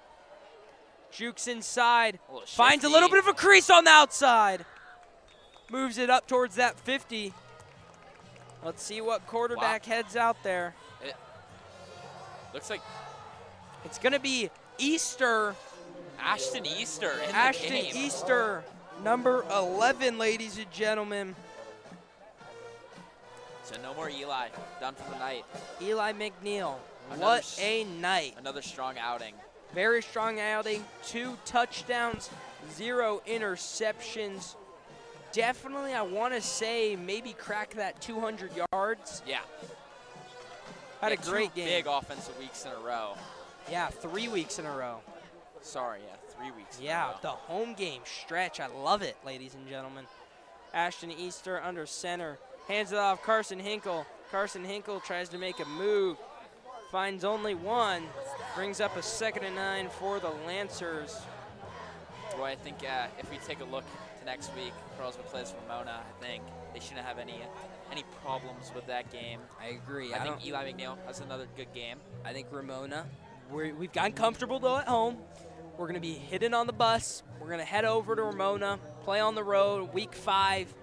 We're going to be 3-1 going into Ramona, looking to make it 4-1. I think that's a very achievable game, and it easily could be a blowout. And then I think we play Mission Hills the next week. Battle. I want to say that's our homecoming game. Yeah. Carson Hinkle, space outside, kicks back, sees some green grass on the outside. Still Ladies going. and gentlemen, will he go the distance? Hezzy, step back, hits a defender, and that's going to be a pickup of 50. Carson Hinkle moving the chains. Wow, Carson Hinkle comes in the game and is absolutely dominating. We saw a touchdown, a boomstick, and then a 50-yard run right there. Wow, sneaky waiver wire pickup. Looks like Jordan Mason out there. Yeah, good call. Runs hard. That kid gives it his all on the ground. 3:50 remaining here in the 4th quarter. 1st and 10 for the Lancers. Ashton Easter.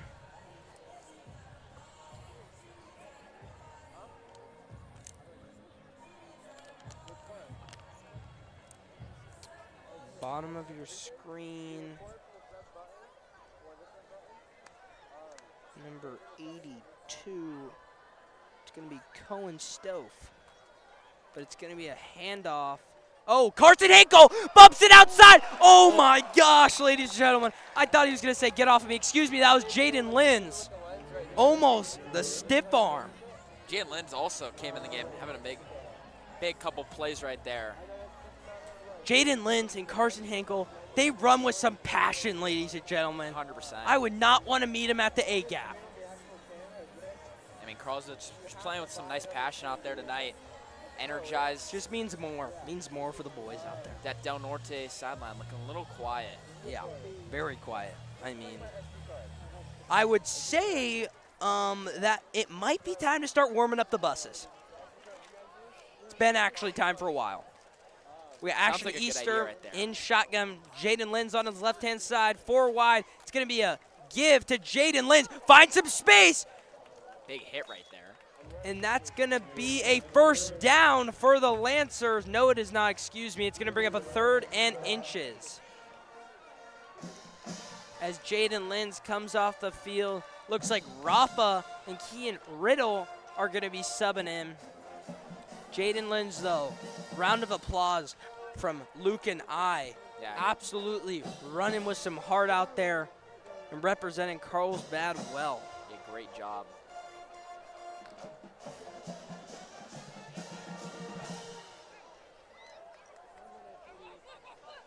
Ashton Easter under center. I want to say that's Carson Hinkle in the backfield. Yes, it is. And he has some space. Breaks a tackle. Stays on his feet. And that's going to be a 1st down for the Lancers. Okay, now the people are wondering, Luke, do we let the clock run out or do we score? You got to score. We got to score. We're here. Nighthawks have 3 Give it to timeouts. Carson Hinkle. Get a 2nd one of the night. Or let Ashton Easter yeah, throw it. Let He's Ashton in the game. Easter sling the rock. I think he's comfortable right now. Couple big gains. I think he's comfortable to let this one fly. I wouldn't be surprised if they test it. No, I want to see it. I want to see another touchdown. I'd love to see it. Time ticking down. Under 1 minute here in the 4th. It's going to be a toss. Carson Hinkle has some room. Oh, just Tripped gets up. tripped up by Barnett. Still, I say they still do it. Clock's ticking. I don't know if we're going to see one here. They might kneel it. 2nd, yep. I don't know. Oh, no. I could see play. I think Mac wants to score. That's what I'm seeing. He wants to prove the people. I think he wants to put a 40 burger on him. Ashton Easter under center. Keem Riddle, fullback. Carson Hinkle. Hand off to Hinkle. Runs up the middle, stays on his feet. Will he get in? No. Come on. I say we go quick. Hurry up. Get in for another one. They're going quick. They are. Oh, no. They're going to say no. Wow. No, that's he gave him a shot. He said, you get in, you get in. If you don't, game's over. And the game is over, ladies and gentlemen. The Lancers win their 3rd consecutive game at home to make it 3-1. A domination and a brutal beatdown tonight against the Nighthawks. Things did not get going after that first quarter for the Nighthawks. Nick Barnett rattled. The defense on the Lancers felt good. The offense felt good. McNeil felt comfortable. The run game looked good. I mean, Jaden Lentz, Carson Hinkle, Morrison just dominating the ground, ladies and gentlemen. And then when we wanted to, we throw it up. Connor Hawk, Alex Park, Ethan Meyerhoff, Jeffrey Ciesla. We have the boys to throw it, ladies and gentlemen. Yeah, all the offense was working the whole night. Obviously, they scored. Carlsbad scored the first points in the game, and Del Norte bounced back. But honestly, since the first quarter, they couldn't get anything going, and Carlsbad played a great game. But yeah, Roy, your thoughts? Player of the game. We talked about we were kind of split the whole game between Jake Morrison, Connor Hawk. I think I'm going to have to give it to Jake Morrison. Give me Connor Hawk, ladies and gentlemen. Big factors. I mean, that slant. Big factors. The slant wasn't just a freebie. That's a nice grab, breakaway, take it for 40. And let's read the sponsors here. Big shout out to the sponsors. Sponsors. We'd like to take a moment to thank our sponsors. We cannot produce this live broadcast without their generous support of CHSTV's Sport live stream telecast. Thank you to Ryan Kane Search Group, a leader, biotech executive, ladies and gentlemen, and biotech executive searches. And Fix Auto, Brightway Insurance, Mossy Nissan.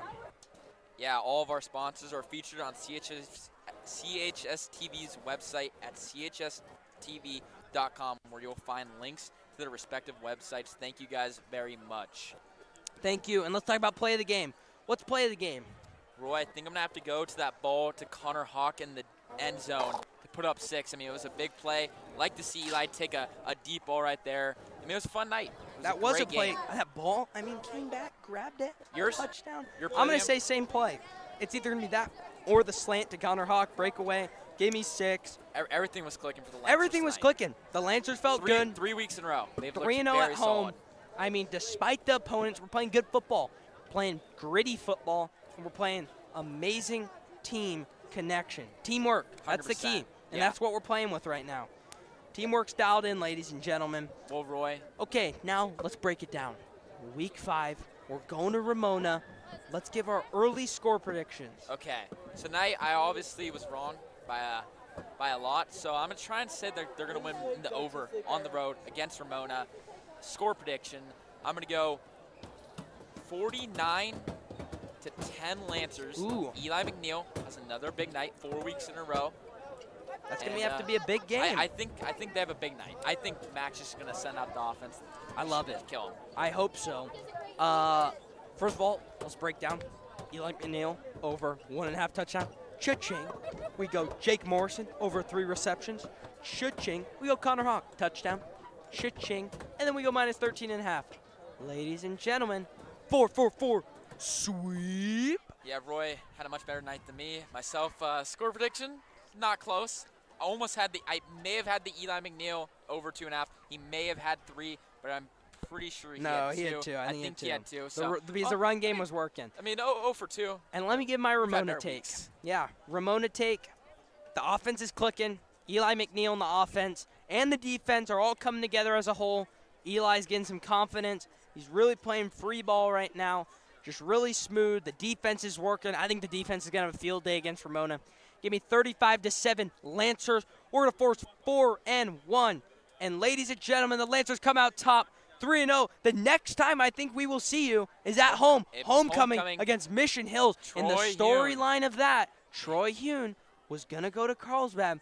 4-star committed to Penn State. faces off against the guy in the same grade that's leading his team that he wishes he could play for. Big matchup. Eli McNeil, ladies and gentlemen. Wow, the critics are going to be writing some pretty big papers about that one.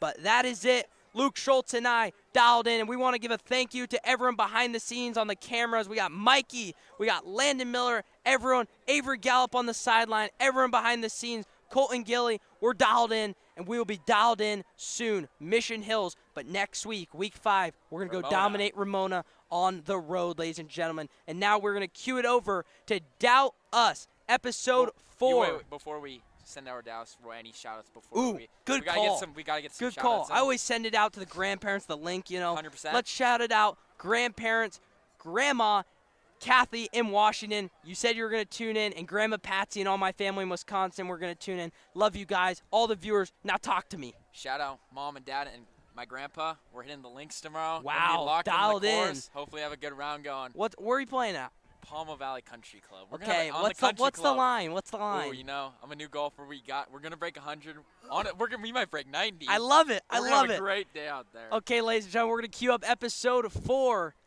Let's see it, Cash.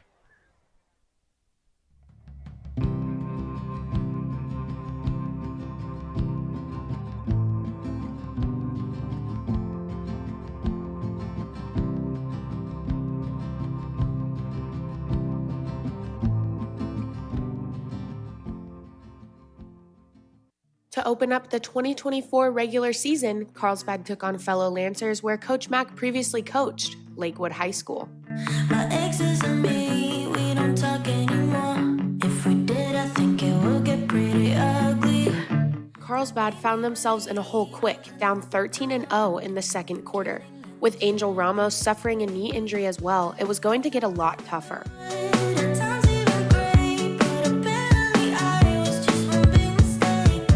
Tides would change, however, as Jake Morrison subbed into the game as running back and helped Carlsbad score 17 points, taking the lead.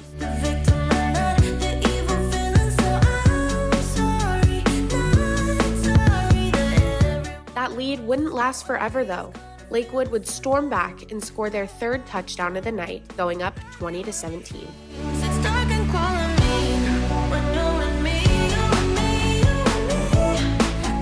The rest of the night would go back and forth where defenses reigned supreme. But in a close game, Carlsbad and Lakewood found themselves in deep waters, both looking to come out on top.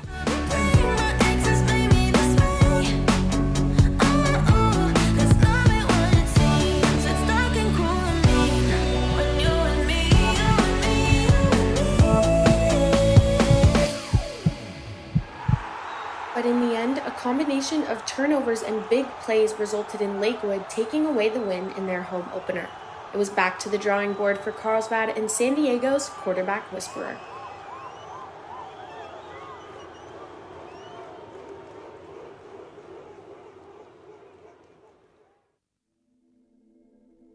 During Thad McNeil's 29 years of coaching, the quarterback has been the focal point of his offense. Julian was the 18th. And it's been over 4 schools. Very, very fortunate just to be at different schools and had some really nice quarterbacks to work with and to nurture and to develop. And I've had 18 from every single level. If someone has a passion to go play QB, I'm going to help them get there. One of those 18 quarterbacks is now Carlsbad's quarterback coach, Christian Chapman, who graduated in the class of 2014 as a 3-star and went on to earn the record for most quarterback wins at San Diego State.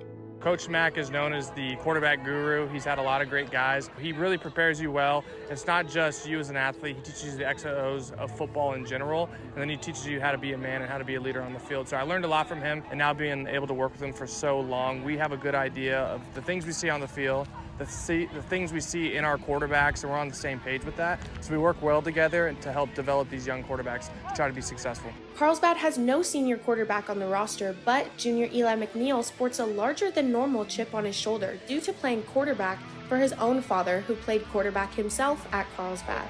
Get held accountable a little bit more, push a little harder, which is all good things. So at the end of the day, makes me a better player, and I'm here for it. After a week of heading back to the drawing board, 0-1 Carlsbad hosted 1-0 Palos Verdes in a game dedicated to former Lancer head coach and Palos Verdes alumni Bob McAllister.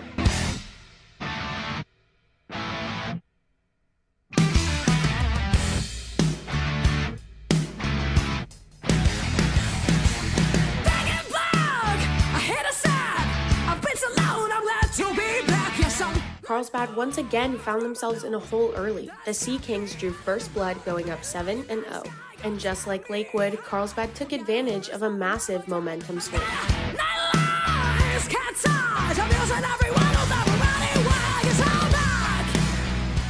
Carlsbad's defense played lights out. It seemed almost every Palos Verdes pass play resulted in a sack. Spurred by 2 Eli McNeil passing touchdowns, 2 rushing touchdowns from Jake Morrison and Chase Harris, and a Jake Morrison pick 6. Carlsbad was back in black, taking away the home opener win, 33-7.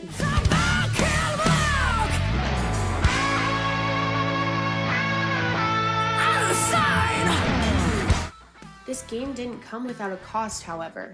Tight end and linebacker Rocky Cummings left the game early with a concussion, and fullback Ethan Harnett Perez suffered a severe leg injury that could keep him out for the season. Now, at an even 1-1 record, heading into Labor Day weekend, Carlsbad will take no time off.